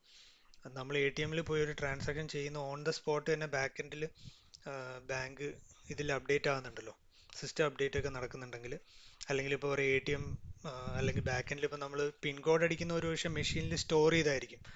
ഇപ്പോൾ ഫോർ എക്സാമ്പിൾ ട്വിറ്ററൊക്കെ ഫുള്ള് കാഫ്കയിലാണ് റൺ ആകുന്നത്. ട്വിറ്ററിലൊക്കെ നമ്മൾ ട്വീറ്റ് ചെയ്യുമ്പോഴത്തേക്ക് അത് ഈ കാഫ്ക മെസ്സേജിങ് അല്ലെങ്കിൽ കാഫ്ക ഈ ഡേറ്റനെ ഇങ്ങനെ ഒരു പർട്ടിക്കുലർ ഏരിയയിലേക്ക് ഇടുക ചെയ്യുന്നത്. അത് കാഫ്കേൻ്റെ കുറച്ച് ഡീറ്റെയിൽഡ് ക്ലാസ്, അത് വേറൊരു ക്ലാസ് അക്ഷിത എന്തായാലും എടുക്കുന്നതായിരിക്കും. ഓക്കെ, പിന്നെ സൂ കീപ്പർ എന്ന് പറയുന്നത് ബേസിക്കലി നമ്മളെ ഒരു എന്താ പറയുക, ജസ്റ്റ് ഒരു സെക്യൂരിറ്റി ലെയർ പോലെയാണ്. അതിനെപ്പറ്റി എനിക്കും വലിയ ഡീറ്റെയിൽഡ് ആയിട്ടൊന്നും അറിയില്ല. പിന്നെ നമുക്ക് അറിയേണ്ട ഒരു സാധനം ഡേറ്റ ഫോർമാറ്റ്സ് ആണ്. പാക്യു, ആവ്രോ, ORC, ആരോ. ഇതിൽ പാക്യു, ആവ്രോ, ORC ഈ 3 ഫോർമാറ്റാണ് നമ്മൾ മിക്കവാറും ഹൈവിന് വേണ്ടി ഉപയോഗിക്കുക. ഈ ഹൈവ് ഞാൻ പറഞ്ഞല്ലോ, ഹൈവ് ഒരു ഡേറ്റാബേസ് ആണെങ്കിൽ പോലും അതിൻ്റെ ബാക്ക് എൻഡിൽ നമ്മൾ ഡേറ്റനെ സ്റ്റോർ ചെയ്യുന്ന ഈ 3 ഫോർമാറ്റിലായിരിക്കും കൂടുതലും. എന്തുകൊണ്ടാണെന്ന് വെച്ച് കഴിഞ്ഞാൽ ഹൈവിൽ ഏറ്റവും റെക്കമെൻഡഡ് ആയിട്ടുള്ള 2 ബെസ്റ്റ് ഫോർമാറ്റാണ് പാക്യു, ORC. ഇത് നിങ്ങൾ ശരിക്കും നോട്ട് ചെയ്ത് നോക്കണം. എന്തുകൊണ്ടാണെന്ന് വെച്ചാൽ ഇൻ്റർവ്യൂസിൽ ഏറ്റവും കൂടുതൽ ചോദിക്കുന്ന ക്വസ്റ്റ്യൻസ് ആണ് ഈ സംഭവം. അത് ഞാനൊരു ചെറിയ ഡോക്യുമെൻ്റ് അയച്ചു തരാം, അത് ഒന്ന് മനസ്സിലാക്കാം. ഓക്കെ, സോ ഹഡൂപ്പിൻ്റെ ഒരു ബേസിക് അണ്ടർസ്റ്റാൻഡിങ് കിട്ടാനാണ് ഞാനിപ്പോൾ ഇത് പറഞ്ഞത്. പിന്നെ ഈ അലക്സിയോ മെസോസ് എന്നൊക്കെ പറയുന്ന സംഭവം, ഇതും ഒരു റിസോഴ്സ് മാനേജറാണ്. അലക്സിയോ എന്ന് പറയുന്ന ഒരു HDFS പോലെ തന്നെ ഒരു സംഭവമാണ്, ഒരു ടൂളാണ്. ഇത് നമ്മളെ കമ്പനിയിൽ യൂസ് ചെയ്യുന്നുണ്ട്, DBSൽ. ഞാൻ DBSൽ മാത്രമേ അത് ഉപയോഗിക്കുന്നത് കണ്ടിട്ടുള്ളൂ. അത് ബേസിക്കലി ഒരു HDFS പോലെ തന്നെ റൺ ചെയ്യുന്ന, അത് നമുക്ക് അത്ര അറിയേണ്ട ആവശ്യമില്ല, കുഴപ്പമില്ല. പിന്നെ ഇതൊക്കെ നമ്മൾ ഓൾറെഡി ഡിസ്കസ് ചെയ്തു. സ്ലേവ് നോഡ്, കണ്ടെയ്നർ, ഓക്കെ, ഇതാണ് നമ്മൾ ഡിസ്കസ് ചെയ്തത്. നമുക്ക് പതുക്കെ ഹൈവിലോട്ട് പോവാം. ഹൈവ് ബേസിക്കലി നമ്മളെ SQL പഠിച്ച സംഭവം. ബേസിക്കലി SQL നമ്മൾ ഓൾറെഡി പഠിച്ചിട്ടുണ്ടല്ലോ, നമ്മളിപ്പം ഒരു ടേബിൾ എങ്ങനെയാണ് ക്രിയേറ്റ് ചെയ്യുന്നത്, അങ്ങനത്തെ കുറച്ച് കാര്യങ്ങൾ. അപ്പോൾ അതേ സെയിം കോൺസെപ്റ്റാണ് ഹൈവിൻ്റെ കുറച്ച് കമാൻഡ്സ് ഉണ്ട്, ക്രിയേറ്റ് ഡേറ്റാബേസ്, സ്കീമ, ഇങ്ങനത്തെ കുറച്ച് സംഭവങ്ങളുണ്ട്. ഹൈവിൽ നമ്മൾ മനസ്സിലാക്കേണ്ട സംഭവം എന്ന് വെച്ച് കഴിഞ്ഞാൽ, നമ്മൾ ഡേറ്റാബേസ് ഇപ്പം MySQL പോലത്തെ ഒരു ഡേറ്റാബേസിൽ നമ്മളൊരു ഡേറ്റ ഇൻസേർട്ട് ചെയ്ത് കഴിഞ്ഞാൽ ബാക്ക് എൻഡിൽ അത് ഒരു ഡേറ്റാബേസിൽ കിടക്കുന്നത്, അത് ഒരു പക്ഷേ അതിൻ്റെ പുറകിൽ അതൊരു ഫയലായിട്ട് തന്നെ ആയിരിക്കും സ്റ്റോർ ചെയ്യുക. പക്ഷെ ആ ഫയൽ ലെവലിൽ നമുക്ക് വലിയ ആക്സസോ നമുക്ക് അതിനെപ്പറ്റി വലിയൊരു ഇതൊന്നും കിട്ടില്ല. പക്ഷെ ഹൈവിൽ എന്താ സംഭവിക്കുന്നത് വെച്ചാൽ, ഹൈവിൽ നമ്മൾ ഉണ്ടാക്കുന്ന ഓരോ ടേബിളും പുറകിൽ പോയി ക്രിയേറ്റ് ആവും. അപ്പോൾ ഹൈവ്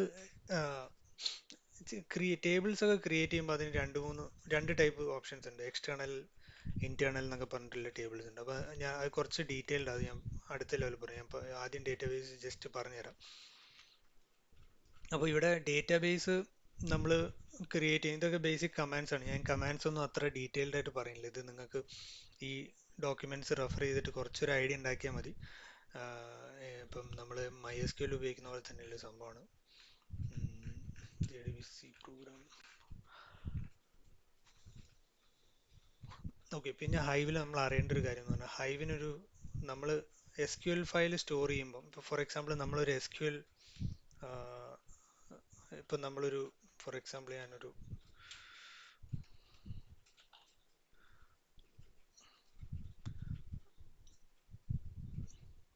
നമ്മളിപ്പോൾ ഒരു ഫയൽ സാധാരണഗതിയിൽ സേവ് ചെയ്യുന്ന .txt എന്നൊക്കെ പറഞ്ഞിട്ടല്ലേ. അപ്പോൾ SQL ഫയൽ നമ്മൾ സ്റ്റോർ ചെയ്യുന്നത് .SQL എന്ന് പറഞ്ഞിട്ടാണ് നമ്മൾ സാധാരണഗതി സേവ് ചെയ്യുന്നത്. ഓക്കെ, അപ്പം ഓക്കെ അത് ലോഡ് ആകുന്നില്ല. ഓക്കെ, കുഴപ്പമില്ല, ഞാൻ ജസ്റ്റ് കാണിച്ചു തരാം. അപ്പം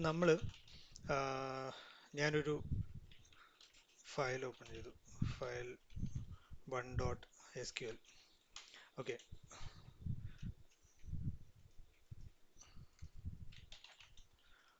ഫയൽ 1.SQL.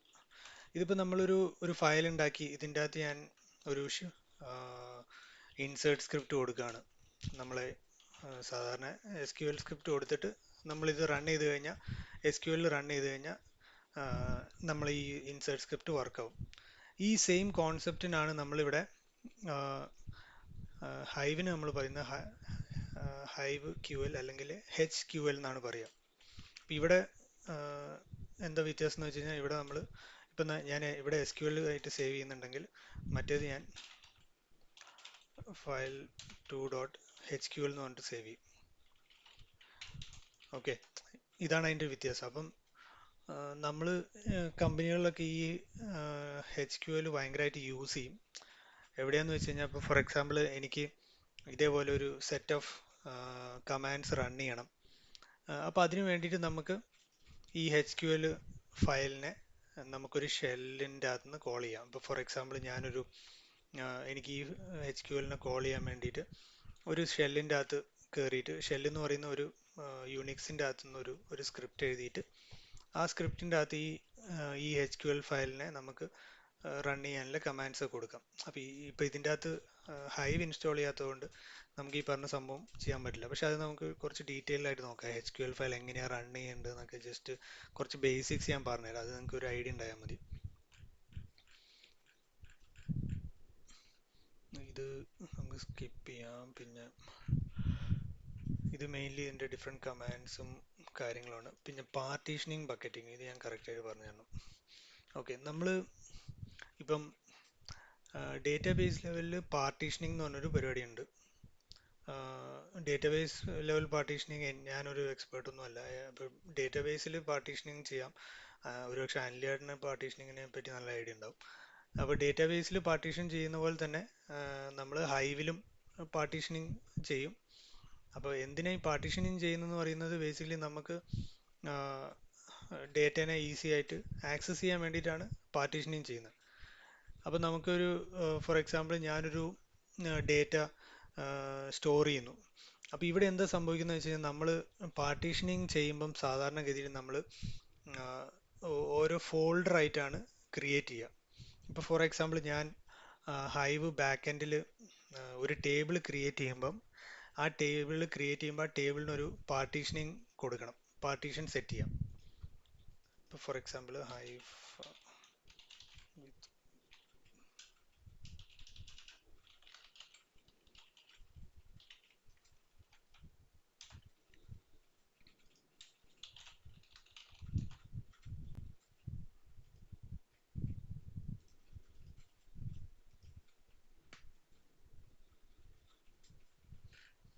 ഇപ്പം നമ്മൾ പറഞ്ഞ ഡേറ്റാബേസ് ക്രിയേറ്റ് ചെയ്യുന്നതോ okay, create database schema, database name, table name കൊടുക്കട്ടെ, പാർട്ടീഷൻ. ഓക്കെ, ഇതാണ് ഒരു ടേബിൾ ക്രിയേറ്റ് ചെയ്യുന്നതിൻ്റെ ഒരു സ്ക്രിപ്റ്റാണിത്.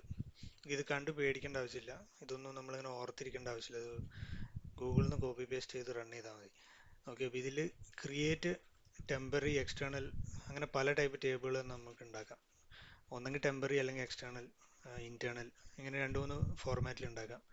അപ്പോൾ എക്സ്റ്റേണൽ ടേബിൾ ഉണ്ടാക്കുമ്പോൾ എന്താ സംഭവിക്കുന്നത് വെച്ച് കഴിഞ്ഞാൽ, നമ്മൾ ടേബിൾ ഉണ്ടാക്കി കഴിഞ്ഞു, നമ്മൾ ഈ ടേബിളിലോട്ട് ഡേറ്റ ഇൻസേർട്ട് ചെയ്യുമ്പം ബാക്ക് എൻഡിൽ ഒരു ഫയലായിട്ട് ക്രിയേറ്റ് ആവും, ഫൈൻ. പക്ഷേ നമ്മളിപ്പോൾ ഈ ടേബിളിനെ പോയിട്ട് നേരെ ഡ്രോപ്പ് ചെയ്യാൻ വിചാരിച്ചോ, നമ്മൾ ടേബിൾ ക്രിയേറ്റ് ചെയ്യുന്നത് ഡ്രോപ്പും ചെയ്യാൻ പറ്റും. ഡ്രോപ്പ് ചെയ്ത് കഴിഞ്ഞാൽ ടേബിൾ ഇല്ലാണ്ടാവും. അപ്പോൾ ഡ്രോപ്പ് ചെയ്ത് കഴിഞ്ഞാൽ എന്താ സംഭവിക്കുന്നത്, ഇതിൻ്റെ പുറകിൽ നമ്മൾ ആ ഇൻസേർട്ട് ചെയ്തപ്പോൾ ക്രിയേറ്റ് ആയ ഫയലില്ലേ, ആ ഫയൽ ഡിലീറ്റ് ആവില്ല, അത് അവിടെ തന്നെ കിടക്കും. അതാണ് എക്സ്റ്റേണൽ ടേബിളും ഇന്റേണൽ ടേബിളും തമ്മിലുള്ള വ്യത്യാസം. ഇത് നമുക്ക് ഇന്റർവ്യൂവിലൊക്കെ പറയാൻ പറ്റുന്ന സാധനങ്ങളാണ്. Hive internal table.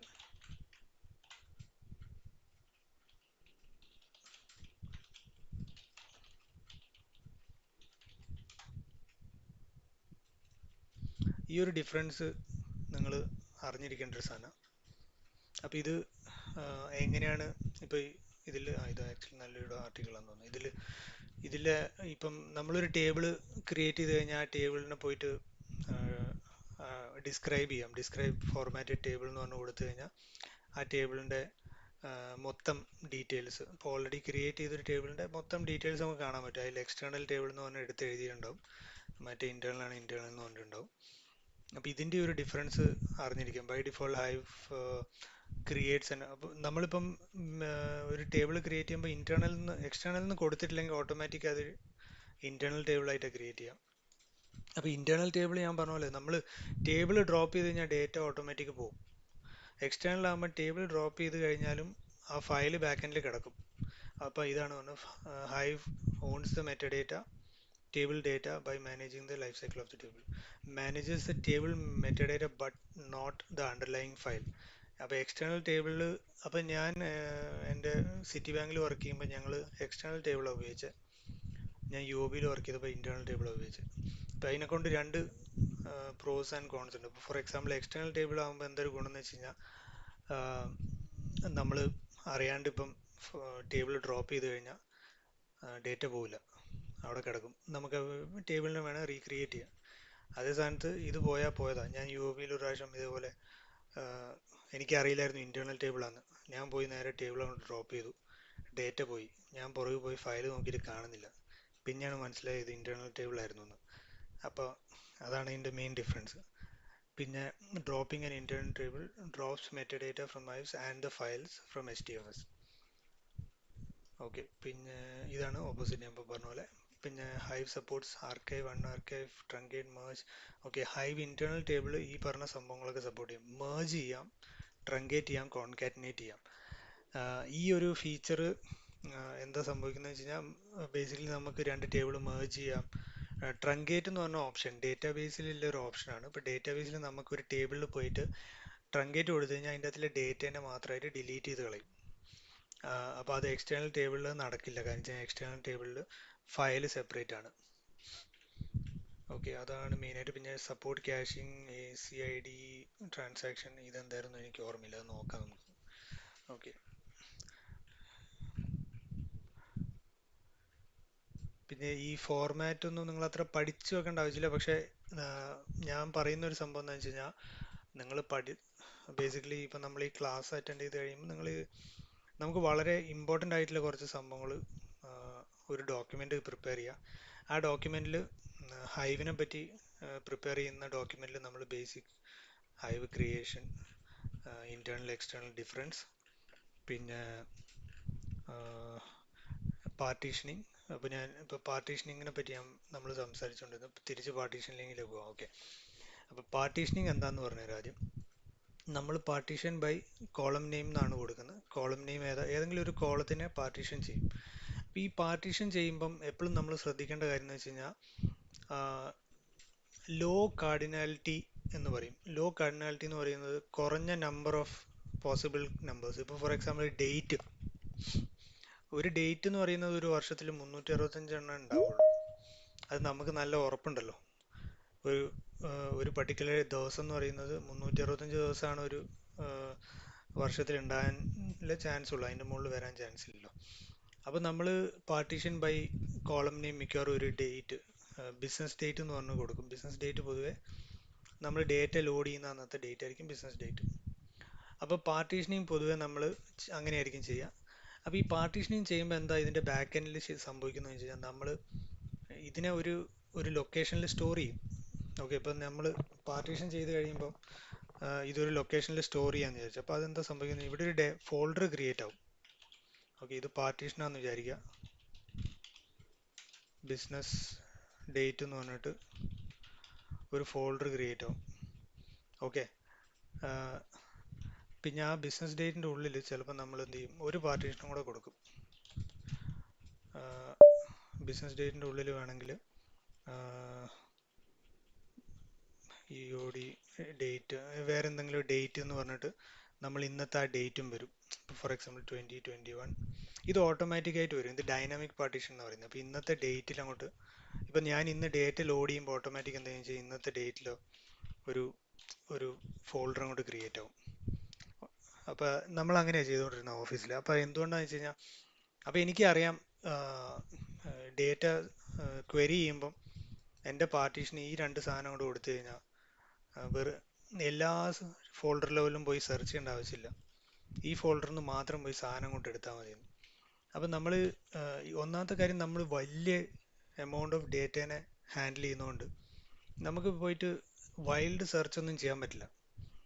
ഇപ്പം നമ്മൾ ഡേറ്റാബേസിലൊക്കെ പോയി സെലക്ട് സ്റ്റാർ ഫ്രം ടേബിൾ എന്ന് പറഞ്ഞിട്ട് കൊടുക്കാൻ പാടില്ല. ഹൈവ് പോലത്തെ ടേബിളിൽ ഒരിക്കലും സെലക്ട് സ്റ്റാർ കൊടുക്കാനേ പാടില്ല. ഓക്കെ, പിന്നെ ഹൈവ് സെലക്ട് സ്റ്റാർ പോലത്തെ സംഭവങ്ങളിനെ തീരെ പെർഫോമൻസും കിട്ടില്ല. കാരണം വെച്ചാൽ ഹൈവിൽ യൂസ് ചെയ്യുന്ന കോളമിനാർ ഫോർമാറ്റ് എന്ന് പറഞ്ഞ ഫോർമാറ്റാണ്. ഞാൻ അതിനെപ്പറ്റി കുറച്ചും കൂടെ ഇതായിട്ട് പറഞ്ഞുതരാം. ഇപ്പം നമ്മൾ ബക്കറ്റിങ്ങും പാർട്ടീഷനിങ്ങും പറ്റി പറഞ്ഞു. ഞാൻ പാർട്ടീഷനിങ്ങിനെ പറ്റി പറഞ്ഞു. ബക്കറ്റിംഗ് എന്താന്ന് പറഞ്ഞുതരാം. ബക്കറ്റിംഗ് എന്ന് പറയുന്നത് നമ്മളിപ്പോൾ ബക്കറ്റിംഗ് സംഭവിക്കുന്നത് വെച്ച് കഴിഞ്ഞാൽ, ഒരു പാർട്ടീഷൻ്റെ അകത്ത് നമ്മൾ ബേസിക്കലി ഒരു ബക്കറ്റ് ഉണ്ടാക്കുക എന്ന് തന്നെ വിചാരിക്കുക. ഒരു ബക്കറ്റിൽ കുറച്ച് സാധനങ്ങൾ എടുത്തിടുക എന്നുള്ള ദിവസം ആ ബക്കറ്റിൽ നമുക്ക് ബക്കറ്റിംഗ് പൊതുവെ നമ്മളൊരു ഐ ഡി പോലത്തെ സാധനങ്ങൾ, ഇപ്പോൾ ഫോർ എക്സാമ്പിൾ എൻ്റെ എംപ്ലോയി ഐ ഡി. ഇപ്പോൾ ഒരു കമ്പനിയിൽ കുറേ എംപ്ലോയീസ് ഉണ്ടാവും. അപ്പോൾ എംപ്ലോയി ഐ ഡീസ് നമുക്ക് പാർട്ടീഷൻ ക്രിയേറ്റ് ചെയ്യുകയാണെങ്കിൽ ചിലപ്പം ഒരു കമ്പനി 10,000 പാർട്ടീഷൻ ക്രിയേറ്റ് ചെയ്ത് കഴിഞ്ഞാൽ ഡേറ്റക്ക് 10,000 സ്ഥലത്ത് പോയി സെർച്ച് ചെയ്യേണ്ടി വരും. പക്ഷെ ബക്കറ്റിംഗ് ആകുമ്പോൾ എന്ന് വെച്ച് കഴിഞ്ഞാൽ ഐ ഡി ഇന്നത്തെ ഡേറ്റിൽ വന്ന, അപ്പോൾ ഞാനിപ്പോൾ നേരത്തെ ക്രിയേറ്റ് ചെയ്ത ഫോൾഡറിൻ്റെ അകത്ത് എനിക്ക് വേണമെങ്കിൽ ഒരൊറ്റ ബക്കറ്റ് ക്രിയേറ്റ് ചെയ്താൽ മതി. ഓക്കെ, ഫോർ എക്സാമ്പിൾ ഒരു ഫയൽ ഞാൻ ക്രിയേറ്റ് ചെയ്യാണ്. എംപ്ലോയി ഐ ഡി എന്ന് പറഞ്ഞിട്ടൊരു ഫയൽ ഞാൻ ക്രിയേറ്റ് ചെയ്തു. അപ്പോൾ ഇതിൻ്റെ അകത്ത് ഈ പറഞ്ഞ ഡേറ്റിൽ വന്ന ജോയിൻ ചെയ്ത ആൾക്കാരെ എംപ്ലോയി ഐ ഡി ഇതിൻ്റെ അകത്ത് വന്ന് കിടക്കും. അപ്പോൾ എന്താ സംഭവിക്കുക വെച്ച് കഴിഞ്ഞാൽ, നമുക്ക് ആ ഡേറ്റ് വെച്ച് എംപ്ലോയി ഐ ഡി ക്വറി ചെയ്താൽ മതി. മറ്റേതെന്താണെന്ന് വെച്ച് കഴിഞ്ഞാൽ, നമ്മൾ ഈ എംപ്ലോയി ഐ ഡി എല്ലാ സ്ഥലത്തും പോയി കിടക്കുകയാണെങ്കിൽ നമുക്ക് ക്വറി ചെയ്യാൻ എളുപ്പമല്ലോ. അപ്പോൾ ഈ ബക്കറ്റിംഗ് ആ ഒരു കോൺസെപ്റ്റാണ് ബേസിക്കലി, ഒരു ചെറിയ ബക്കറ്റ് പോലത്തെ ഒരു സെറ്റപ്പിൽ.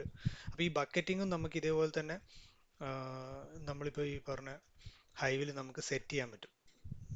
ഹൈവിൽ ബക്കറ്റിംഗ് എന്ന് പറഞ്ഞ സംഭവം ഇവിടെ സെറ്റ് ചെയ്യാം. നമ്പർ ഓഫ് ബക്കറ്റ്സ്, ഇങ്ങനത്തെ സംഭവങ്ങളൊക്കെ സെറ്റ് ചെയ്യാം. ഞാൻ വർക്ക് ചെയ്ത പ്രൊജക്ട്സിൽ ബക്കറ്റ് യൂസ് ചെയ്തിട്ടില്ല. നമ്മൾ പാർട്ടീഷൻ മാത്രമാണ് കൂടുതൽ യൂസ് ചെയ്യാറ്. പക്ഷേ ബക്കറ്റിങ്ങിൻ്റെ കോൺസെപ്റ്റ് നമ്മൾ അറിഞ്ഞിരിക്കണം. കാരണം വെച്ചാൽ ബക്കറ്റിംഗ് എന്തായാലും അവർ ചോദിക്കും, എന്താണ് പാർട്ടീഷനിങ്, ബക്കറ്റിംഗ്, ഇങ്ങനത്തെ കാര്യങ്ങൾ വളരെ കോമൺ ആയിട്ട് ചോദിക്കുന്ന കുറേ ക്വസ്റ്റ്യൻസ് ആണ്. ഓക്കെ, പിന്നെ നമുക്ക് ഇതിലോട്ട് പോകാം.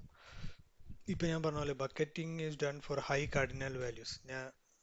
ലോ കാർഡിനൽ വാല്യൂസ് ആണെങ്കിൽ പാർട്ടീഷനിങ്ങും, ഹൈ കാർഡിനൽ വാല്യൂസ് ആണെങ്കിൽ ബക്കറ്റിങ്ങും. ഈ രണ്ട് ലൈൻ കാണാപ്പാടം പഠിച്ചാലും തെറ്റില്ല. കാരണം വെച്ച് കഴിഞ്ഞാൽ ഇത് ഇൻ്റർവ്യൂവിന് പോകുമ്പോൾ ഞാൻ എപ്പോഴും കാണാപ്പാടം പഠിച്ച് പറയുന്നൊരു രണ്ട് ലൈനാണ്. ഇത് ഞാൻ നോട്ട് ചെയ്ത് വെച്ച സാധനം. ഓക്കെ, പിന്നെ ഹൈ വാല്യൂസ് ഇൻ്റർണൽ, ഈ കാര്യങ്ങളൊക്കെ നമ്മളിപ്പോൾ ഓൾറെഡി ഡിസ്കസ് ചെയ്തു.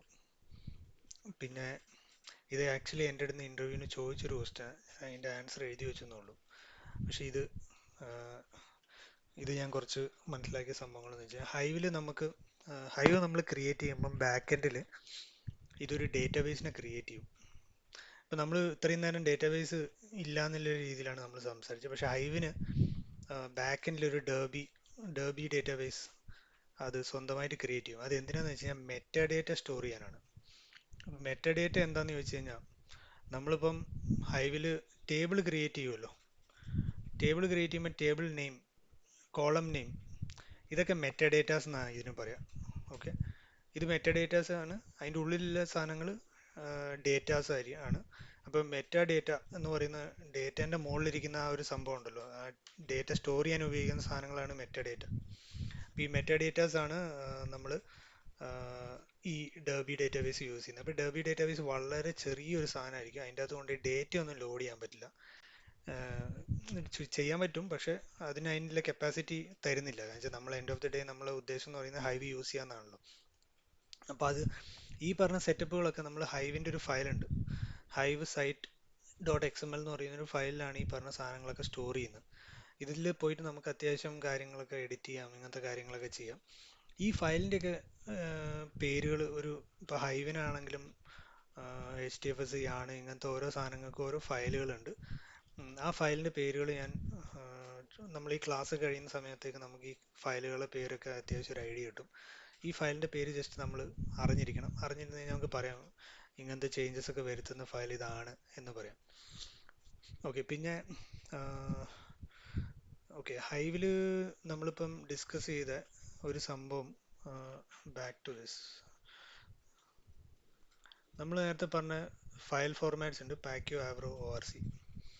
അപ്പോൾ ഈ ഹൈവ് ആക്ച്വലി, ഹൈവ് എന്ന് പറയുന്ന സംഭവം അവരുണ്ടാക്കിയപ്പോൾ അവർ കോളമിനാർ ഫോർമാറ്റ് ആണ് ഏറ്റവും കൂടുതൽ റെക്കമെൻഡ് ചെയ്യുന്നത്. കോളമിനാർ ഫോർമാറ്റ് എന്ന് പറയുന്നത് കോളംസ് ഉണ്ടല്ലോ, ഒരു ടേബിളിന് കോളംസ് ഉണ്ട്. ആ കോളംസിനെ യൂസ് ചെയ്ത് ക്വരി ചെയ്യുന്നതിനാണ് കോളമിനാർ ഒരു ഫോർമാറ്റിംഗ് എന്ന് പറയുന്നത്. അപ്പോൾ കോളംസ് ആയിട്ടാണ് ഡേറ്റ സ്റ്റോർ ചെയ്യുന്നത്, റെക്കോർഡ് അല്ല, കോളമിനാർ ആയിട്ടാണ്. അപ്പോൾ അത് പാക്യോ, ORC എന്ന് പറയുന്നത് ഒരു കോളമിനാറാണ്. പിന്നെ ഹൈബ്രിഡ് ഫോർമാറ്റ്സ് ലൈക്ക് ആവ്രോ, പ്രോട്ടോബോഫ്, അതൊന്നും എനിക്കറിയില്ല, ഞാൻ യൂസ് ചെയ്യില്ല. ആവ്രോ ഞാൻ എൻ്റെ ഓഫീസിൽ യൂസ് ചെയ്യുന്നുണ്ട്. അപ്പം ഏറ്റവും കൂടുതൽ നമ്മൾ യൂസ് ചെയ്യുന്ന പാക്യോ, ORC ആണ്. അപ്പോൾ പാക്യോ ഒരു ഗുണം എന്ന് വെച്ചാൽ നമുക്ക് അതിനെ ക്വരി ചെയ്യാനുമുള്ള പെർഫോമൻസ് ഓക്കെയാണ്, അതിലേക്ക് റൈറ്റ് ചെയ്യാനുള്ള പെർഫോമൻസ് ഓക്കെ ആയിരിക്കും. പിന്നെ നമുക്ക് ഇത് എനേബിൾ ബക്കറ്റിംഗ്, നമ്മൾ ഹൈവിൽ ബക്കറ്റ് എനേബിൾ ചെയ്യാൻ വേണ്ടിയിട്ട് എനേബിൾ ബക്കറ്റ് മാപ്പ് ജോയിൻ എന്ന് പറഞ്ഞൊരു സംഭവമുണ്ട്. അത് ജോയിൻ മാപ്പ് എനേബിൾ ചെയ്യാൻ വേണ്ടി ഈ ഒരു കമാൻഡ് റൺ ചെയ്താൽ മതി. ഹൈവിൻ്റെ സ്ക്രീനിൽ പോയിട്ട് റൺ ചെയ്താൽ മതി. അപ്പോൾ അത് ജസ്റ്റ് അറിഞ്ഞിരിക്കാം. പിന്നെ enable bucketing while ingesting data. Okay, പിന്നെ ഹൈവിൽ നമ്മൾ അറിയേണ്ട ഒരു കാര്യം വെച്ചാൽ വെക്ടറൈസേഷൻ എന്ന് പറഞ്ഞൊരു കോൺസെപ്റ്റ് ഉണ്ട്, പിന്നെ കംപ്രഷൻ, രണ്ട് കോൺസെപ്റ്റ് ഉണ്ട്. ഈ രണ്ട് സംഭവം എന്ന് വെച്ച് കഴിഞ്ഞാൽ നമ്മൾ സാധാരണ ഹൈവിനെ ഇപ്പം വലിയ ടേബിൾ ആയതുകൊണ്ട് നമ്മൾ അതിനെ ക്വരി ചെയ്യുമ്പം നമുക്ക് പെർഫോമൻസ് കിട്ടാൻ വേണ്ടി ഒരു സംഭവമുണ്ട്, വെക്ടറൈസേഷൻ ഹൈവ്.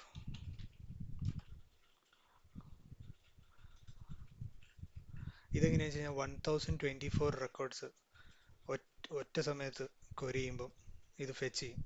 അതാണ് വെക്ടറൈസേഷൻ സംഭവിക്കുന്നത്. അത് കോളമിനാറിൽ വരുന്ന സംഭവങ്ങളാണ്. അപ്പം ഈ സംഭവങ്ങളൊക്കെ നമ്മൾ അത്യാവശ്യം അറിഞ്ഞിരിക്കുകയാണെങ്കിൽ നമുക്ക് ഇൻ്റർവ്യൂവിൽ അത്യാവശ്യം പറയാൻ പറ്റുന്ന സാധനങ്ങളാണ് ഇതൊക്കെ നമ്മൾ ഡെയിലി ലൈഫിൽ യൂസ് ചെയ്യുന്നൊന്നുമില്ല കേട്ടോ. നമ്മൾ ജസ്റ്റ് ഇത് അറിഞ്ഞിരിക്കാൻ വേണ്ടിയിട്ട് പറയുന്നതാണ്. വെക്ടറൈസേഷൻ ഇതിൻ്റെ ഡോക്യുമെൻറ്റ്സ് വല്ലതും ഷെയർ ചെയ്യാം. എനിക്കും ഇത്രേ അറിയുള്ളൂ. വെക്ടറൈസേഷൻ എന്ന് പറയുന്നത് 1024 റെക്കോർഡ്സ് പെർ ഫെച്ച്, ആ ഒരു കോൺസെപ്റ്റാണ്. ഓക്കെ, പിന്നെ ബാക്ക് എൻഡിൽ ഡേറ്റ സ്റ്റോർ ചെയ്യുന്നത് നമ്മൾ 1024 processing A block of 124 rows at A time. അപ്പോൾ ഇത് റൺ ചെയ്യണമെങ്കിൽ വെക്ടറൈസേഷൻ എനേബിൾ ചെയ്യണം. ഇത് നമ്മൾ ഹൈവിൽ പോയിട്ട് റൺ ചെയ്യണം ഈ ക്വരി. പിന്നെ ഞാൻ പറഞ്ഞ എനേബിൾ കംപ്രഷൻ, നമ്മൾ ബാക്ക് എൻഡിൽ ഈ ഡേറ്റേനെ കംപ്രസ് ചെയ്തിടും. പിന്നെ ഹൈവ് ഞാൻ പറഞ്ഞ പോലെ മാപ്പ് റെഡ്യൂസ് വെച്ചിട്ടാണ് റൺ ചെയ്യുന്നത്. അപ്പോൾ ഹൈവ് ഒരിക്കലും ഒരു ഹൈ പെർഫോമിങ് സംഭവമൊന്നുമല്ല. ഹൈവ് ആക്ച്വലി ഡേറ്റ സ്റ്റോർ ചെയ്യാനാണ് ഏറ്റവും യൂസ്ഫുള്ള്. ഹൈവിൻ്റെ അകത്ത് ക്വരി ചെയ്യാൻ അത്ര ഫാസ്റ്റ് ഒന്നുമല്ല.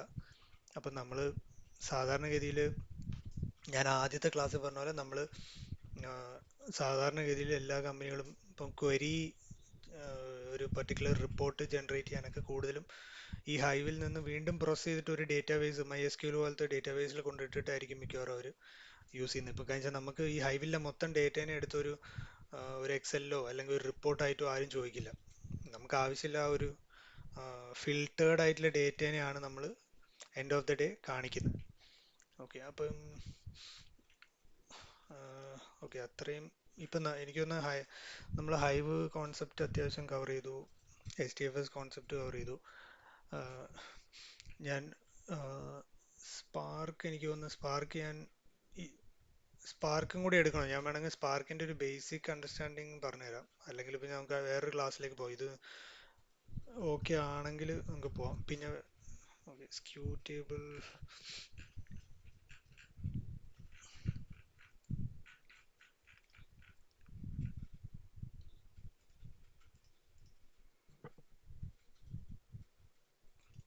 ഓക്കെ ഇതൊരു ഹഡൂപ്പ് കമാൻഡ്സിൻ്റെ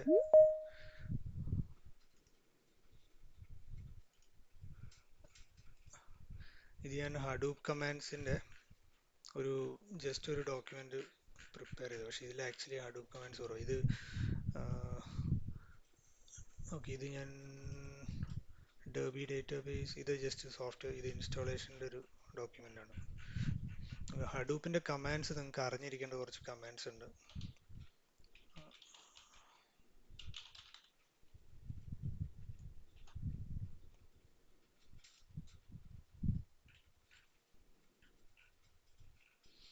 ഇത് ജസ്റ്റ് ഹഡൂപ്പ് എങ്ങനെ സ്റ്റാർട്ട് ചെയ്യുന്ന HDFS കമാൻഡ്സ് ആണ്. യുണിക്സ് ഓക്കെ ഇപ്പം നമ്മൾ ഹഡൂപ്പിൽ നമ്മൾ നേരത്തെ പറഞ്ഞ പോലെ LS യൂസ് ചെയ്യാം, MKDR യൂസ് ചെയ്യാം, പിന്നെ യൂസേഴ്സ്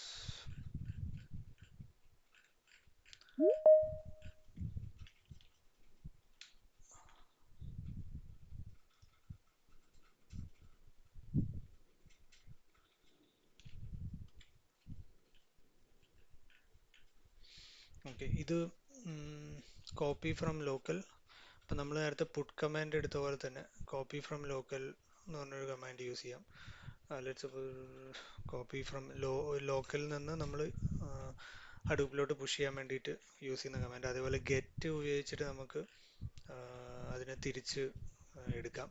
ഗെറ്റ് ഇത് കോപ്പി ടു ലോക്കൽ യൂസ് ചെയ്യാം, അല്ലെങ്കിൽ ഗെറ്റ് യൂസ് ചെയ്യാം.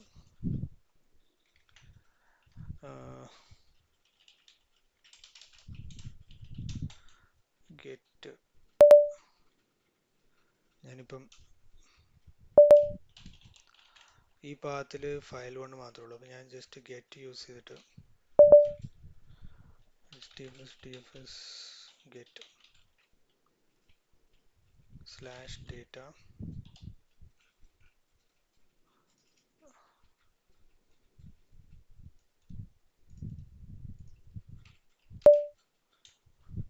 ഗെറ്റ് എന്ന് കൊടുത്തു.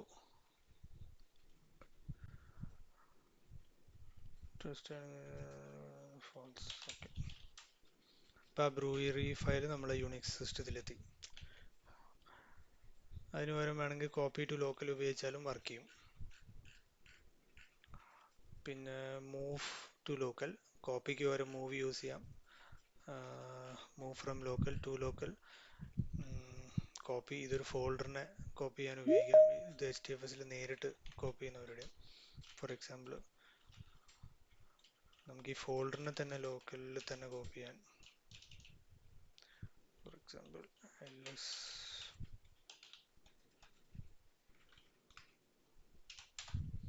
ഈ ഡോട്ട് ഉപയോഗിക്കുന്ന ലോക്കൽ എൻ്റെ പ്രസൻറ്റ് വർക്കിംഗ് ഡയറക്ടറിയിലേക്ക് കോപ്പി ചെയ്യുന്നതിനാണ് ഡോട്ട് ഉപയോഗിക്കുന്നത്. ഇപ്പോൾ ഇവിടെ ഡേറ്റ ഓപ്പൺ ബിയർ ഇതിനെ നമ്മൾ ലോക്കലി ഹഡൂപ്പിൽ തന്നെ റീനെയിം ചെയ്യാൻ വേണ്ടിയിട്ട് നമുക്ക് അല്ലെങ്കിൽ വേറൊരു കോപ്പി ചെയ്യാൻ വേണ്ടിയിട്ട് ഉപയോഗിക്കാം.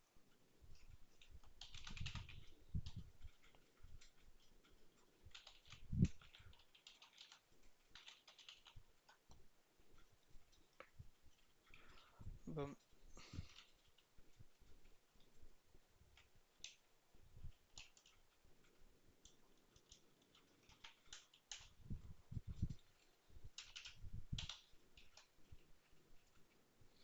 ഇപ്പോൾ ആ ഫോൾഡർ കോപ്പി ആയി. പിന്നെ സിമിലർലി മൂവ് യൂസ് ചെയ്യാം. RMR will delete files from recursively. Okay, RMR ഈ കമാൻഡ്സ് ഒക്കെ നിങ്ങൾ റൺ ചെയ്യുമ്പോൾ വളരെ ശ്രദ്ധിക്കണം. ഉള്ള സാധനം മൊത്തം എടുത്ത് കളയും. അപ്പം RMR ഒക്കെ പ്രത്യേകിച്ച് ജോലി സ്ഥലങ്ങളിലൊക്കെ ഉപയോഗിക്കുമ്പോൾ ശ്രദ്ധിക്കേണ്ട സാധനങ്ങളാണ്.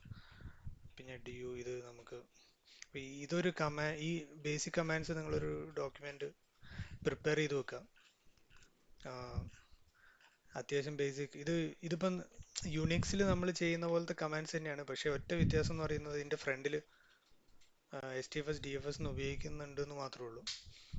ഇപ്പം നമ്മൾ വേറെ ഇപ്പം നമ്മളിപ്പോൾ ഹഡൂപ്പ് യൂസ് ചെയ്യുന്നു, അതേപോലെ ആമസോൺ അസ്യൂറിലൊക്കെ ഈ കമാൻഡ് ലൈനിൽ അവരുടേതായ കമാൻഡ്സ് ഉണ്ട്. പക്ഷേ അതിനൊക്കെ ഈ റിസംബ്ലൻസ് എപ്പോഴും ഉണ്ടാവും. ഈ LSഉം LTR ഇതൊക്കെ ഓൾറെഡി ഉണ്ടാവും. കാരണം വെച്ചാൽ യുണിക്സ് കമാൻഡ്സ് ആണ് എപ്പോഴും കമാൻഡ് ലൈൻ യൂസ് ചെയ്യുന്നതുകൊണ്ട് എല്ലായിടത്തിലും എൻഡ് ഓഫ് ദി ഡേ അവരെ ഒരു ജസ്റ്റ് പേര് ചേർത്തിട്ട് ബാക്കി കമാൻഡ്സ് യുണിക്സിൻ്റെ തന്നെ ആയിരിക്കും ഉപയോഗിക്കുന്നത്.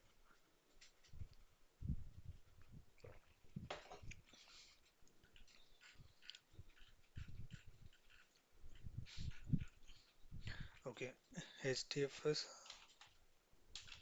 DFS ഇതടിച്ചു കഴിഞ്ഞാൽ നമുക്ക് യൂസ് ചെയ്യാൻ പറ്റുന്ന എല്ലാ കമാൻഡിൻ്റെയും സംഭവങ്ങളോട് കാണിക്കും. chmod കോപ്പി, ഇതിൽ ഓൾമോസ്റ്റ് എല്ലാ സാധനവും ഉണ്ട്. Main directory, move, put, rename.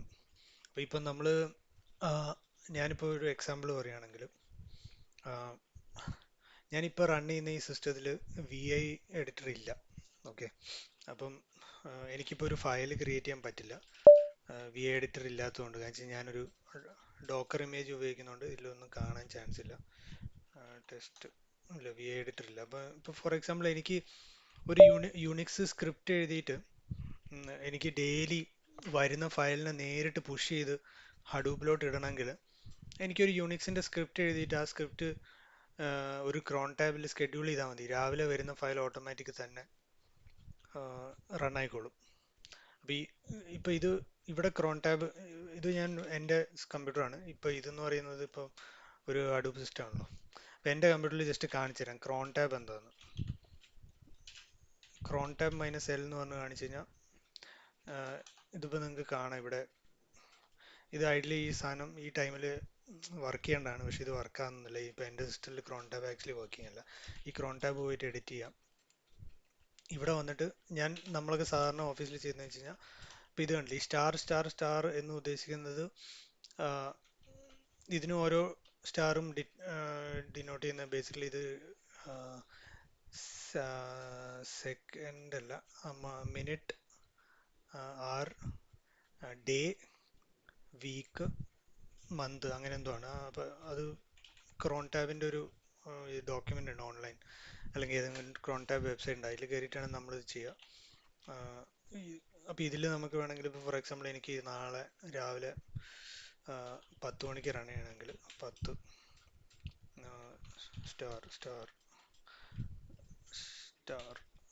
SH എന്ന് പറഞ്ഞിട്ട് ഞാനൊരു ഫയൽ ക്രിയേറ്റ് ചെയ്തു. ഓക്കെ, അതേപോലെ ഒരു ഫയലാണെന്ന് വിചാരിക്കുക. അപ്പോൾ ഈ ഫയൽ എന്താ സംഭവിക്കുന്നത് വെച്ച് കഴിഞ്ഞാൽ, ഈ ഫയലിൻ്റെ അകത്ത് എനിക്ക് ഒരു ഹഡൂപ്പ് കമാൻഡ് എഴുതിയിടാം. ആ കമാൻഡ് ഓട്ടോമാറ്റിക്കായിട്ട് ഈ ഫയൽ ഡെയിലി വരുന്ന സാധനത്തിന് നേരെ പുഷ് ചെയ്ത് ഹഡൂപ്പിലോട്ട് ഇട്ടോളും. ഇതൊരു ബേസിക് ഓട്ടോമേഷൻ്റെ ഒരു സംഭവമാണ്. അപ്പോൾ ഇതൊക്കെ വളരെ ബേസിക് ആയിട്ടുള്ളൊരു ഓട്ടോമേഷൻ പ്രോസസ്സാണ്.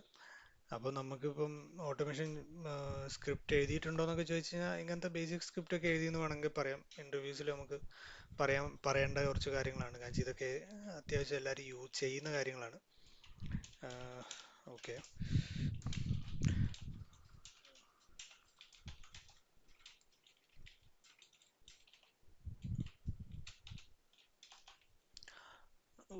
അപ്പം ഹഡൂപ്പ് ഓൾമോസ്റ്റ് നമ്മൾ കവർ ചെയ്തു.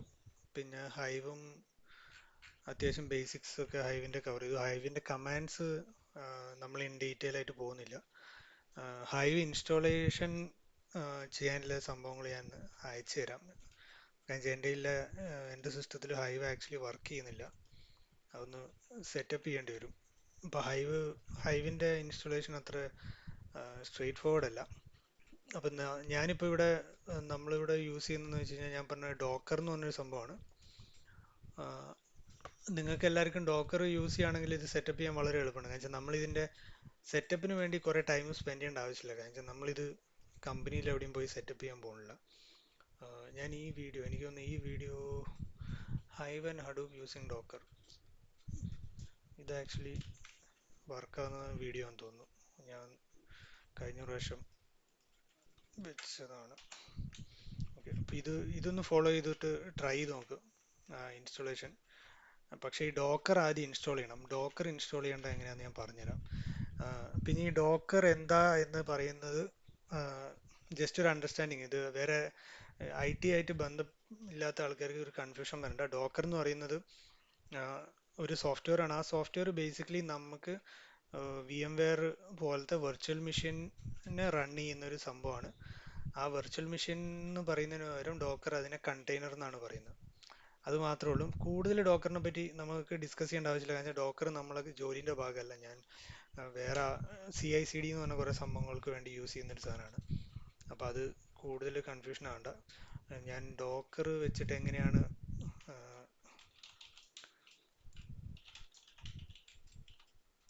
ഡോക്കറിൻ്റെ ഒരു ഡീറ്റെയിൽസ് ഞാൻ അയച്ചുതരാം. വിൻഡോസ് 10 ഡോക്കർ ഇൻസ്റ്റലേഷൻ ഇതൊന്ന് ഫോളോ ചെയ്തിട്ട് ജസ്റ്റ് ഡോക്കർ ഇൻസ്റ്റാൾ ചെയ്യുക. ഡോക്കർ വൺസ് ഇൻസ്റ്റാൾ ആയി കഴിഞ്ഞാൽ ഹഡൂപ്പ് ഹൈവ് ഇൻസ്റ്റാൾ ചെയ്യുക. ഇതെന്തെങ്കിലും ഡൗട്ട് ഉണ്ടെങ്കിൽ നമുക്ക് ഗ്രൂപ്പിൽ ഇട്ടാൽ മതി, നമ്മൾ ഹെൽപ്പ് ചെയ്യും. ഓക്കെ, അപ്പോൾ നമുക്ക് ഇന്നത്തെ ക്ലാസ് സ്റ്റോപ്പ് ചെയ്യാം. എന്തെങ്കിലും ഡൗട്ട് ഉണ്ടെങ്കിൽ ചോദിച്ചോളൂ.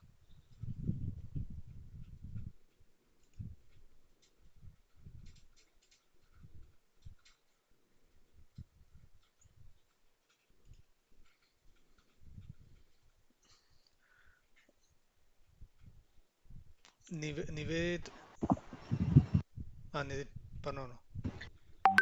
രാഹുൽ. അപ്പം നമ്മളിപ്പം ഈ ഡോക്കർ വെച്ച് ചെയ്യുകയാണെങ്കിൽ ഈ ഇപ്പം എക്സാമ്പിൾ ഇപ്പോൾ ഹൈവോ ഇതൊക്കെ സെറ്റപ്പ് ചെയ്യാനപ്പോൾ നമുക്ക് ഈ പറയുന്ന പോലെ ഡാറ്റാബേസിലെ നോഡ് കാര്യങ്ങളൊക്കെ സെറ്റ് ചെയ്യാൻ പറ്റും വിർച്വലി. നമ്മളെങ്ങനെയാണ് പ്രാക്ടീസ് ചെയ്യുക? ഓക്കെ, ഇതില്ലേ ഇപ്പം നമ്മൾ ഹൈവ് സാധാരണ ഒരു ഹഡൂപ്പിൻ്റെ ഭാഗമായിട്ട് വരുന്നൊരു സാധനമാണ്. ഓക്കെ, അപ്പോൾ ഹൈവിനെ നമുക്ക് വെറുതെ ഒരു കമ്പ്യൂട്ടറിൽ കൊണ്ട് ഇൻസ്റ്റാൾ ചെയ്യാൻ പറ്റില്ല. അപ്പോൾ ഹൈവും ഹഡൂപ്പും നമുക്ക് ഒരുമിച്ച് ഒരു ഇമേജ് ആയിട്ട് തന്നെ ഡൗൺലോഡ് ചെയ്യാൻ കിട്ടും. ഇത് മൊത്തമായിട്ട് ഒരു ഇമേജ് ആയിട്ടില്ല കിട്ടും. അപ്പോൾ ഞാനിപ്പോൾ ഈ ആഴ്ചയിൽ ഇതിൽ പറയുന്നുണ്ട് hive and Hadoop using Docker. Okay, അപ്പോൾ അത് നിങ്ങൾക്ക് അങ്ങനെ ഇൻസ്റ്റാൾ ചെയ്യാം. പക്ഷെ ഇതിൽ വേറൊരു സംഭവം എന്ന് വെച്ച് കഴിഞ്ഞാൽ ഇപ്പോൾ പൈത്തണും സ്പാർക്കും ഒക്കെ ഞാൻ യൂസ് ചെയ്യുന്ന വേറെ. ഇപ്പോൾ എൻ്റെ അടുത്ത് ഇപ്പോൾ ഞാൻ ഓൺലൈനായിട്ട് നമുക്ക് ഈ ഇമേജ് വളരെ സിമ്പിളായിട്ട് പുള്ള് ചെയ്യാം. ആക്ച്വലി എന്താ സംഭവിക്കുന്നത് വെച്ചാൽ ഡോക്കർ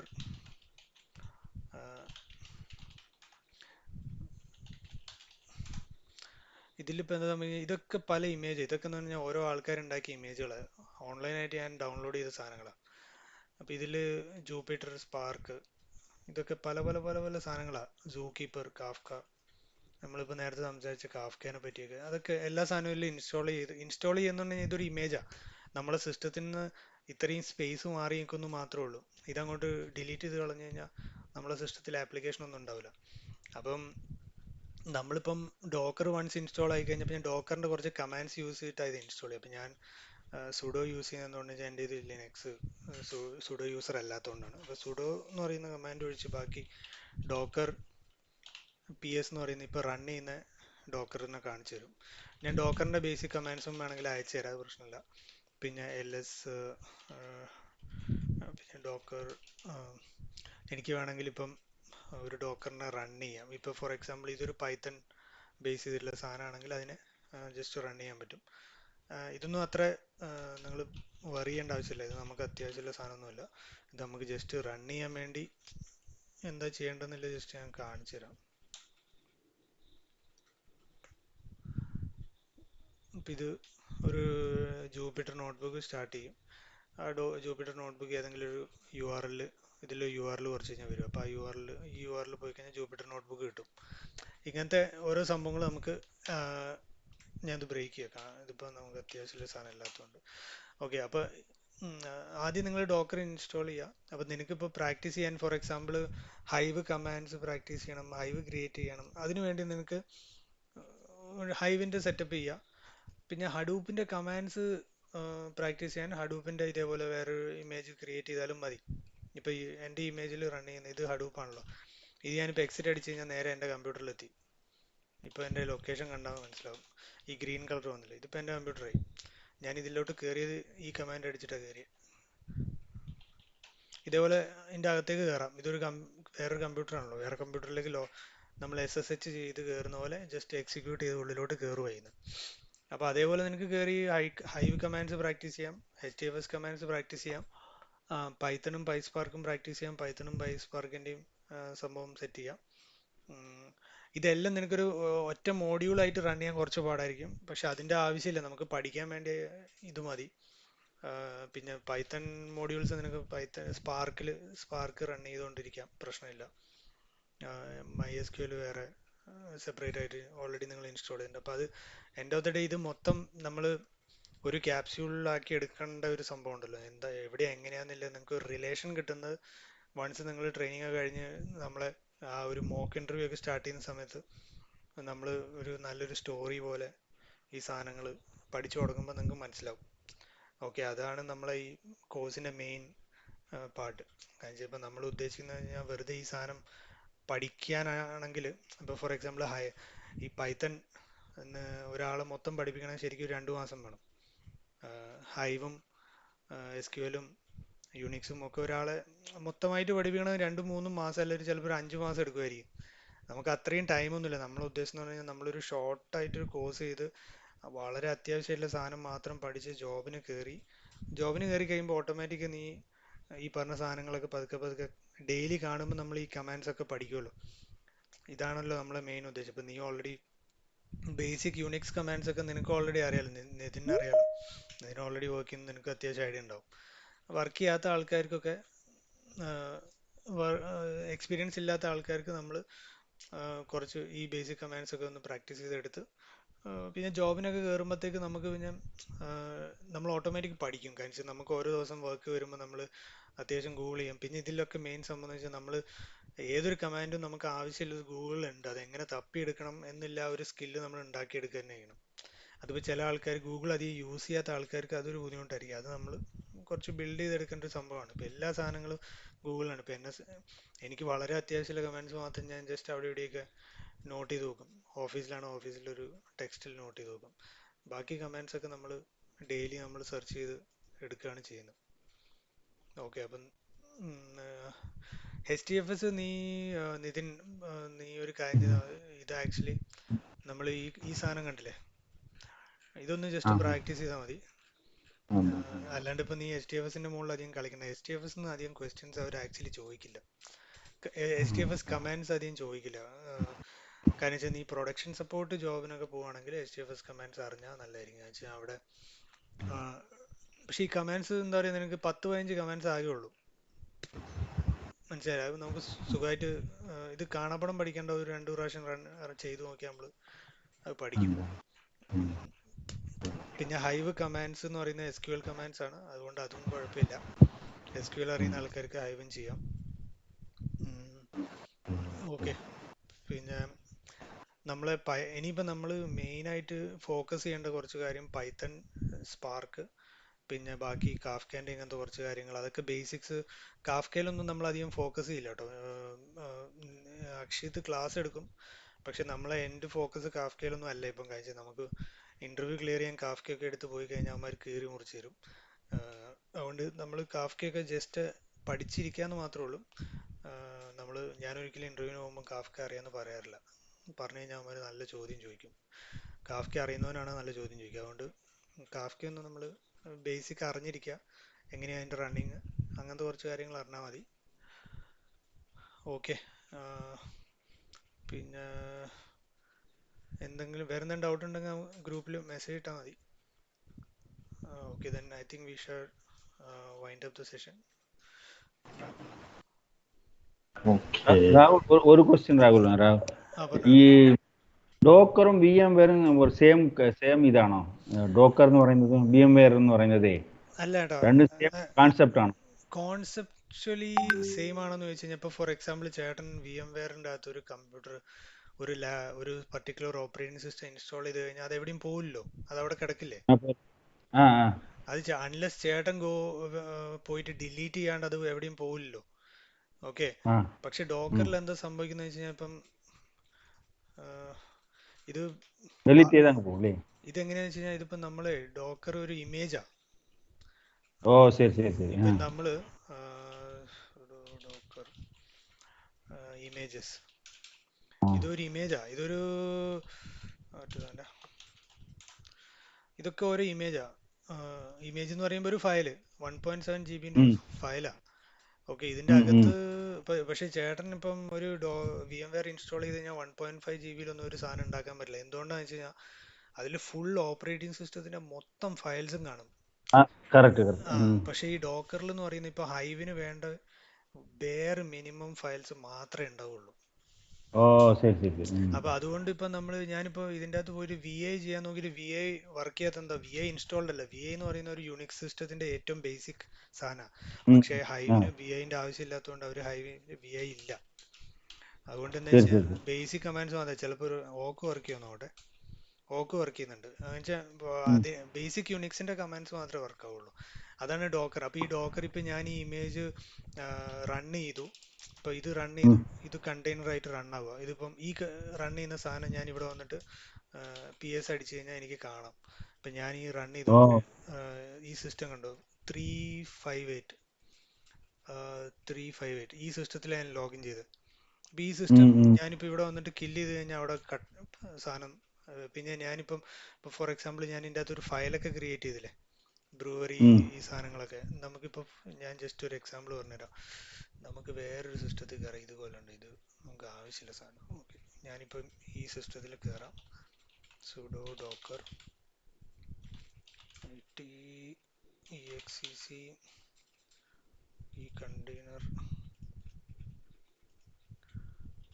bin bash എന്ന് പറഞ്ഞ ഫോൾഡറിൽ നമ്മൾ ലോഗിൻ ചെയ്ത് കയറണം. മറ്റേതാണ്.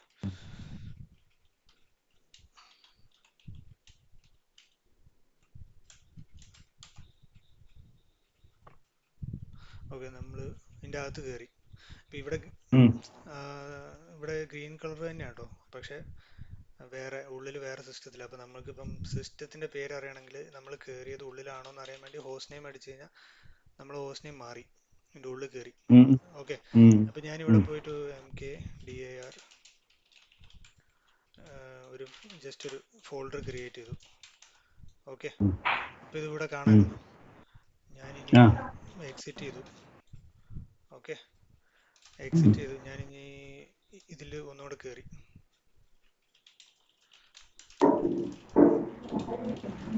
ഈ ഫോൾഡർ ഇപ്പോഴും ഉണ്ട്. ഞാനിവിടെ പോയി ഈ ഡോക്കറിനൊക്കെ ഫോർ എക്സാമ്പിൾ ഞാൻ വീണ്ടും എക്സിറ്റ് ചെയ്തു.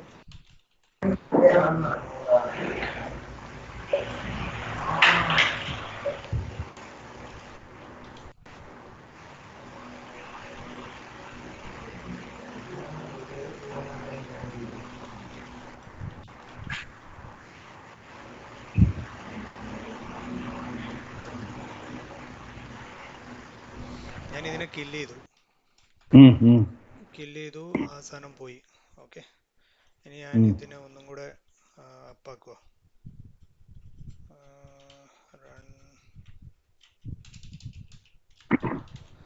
ഞാൻ ഈ ഇമേജിനെ അപ്പാക്കി.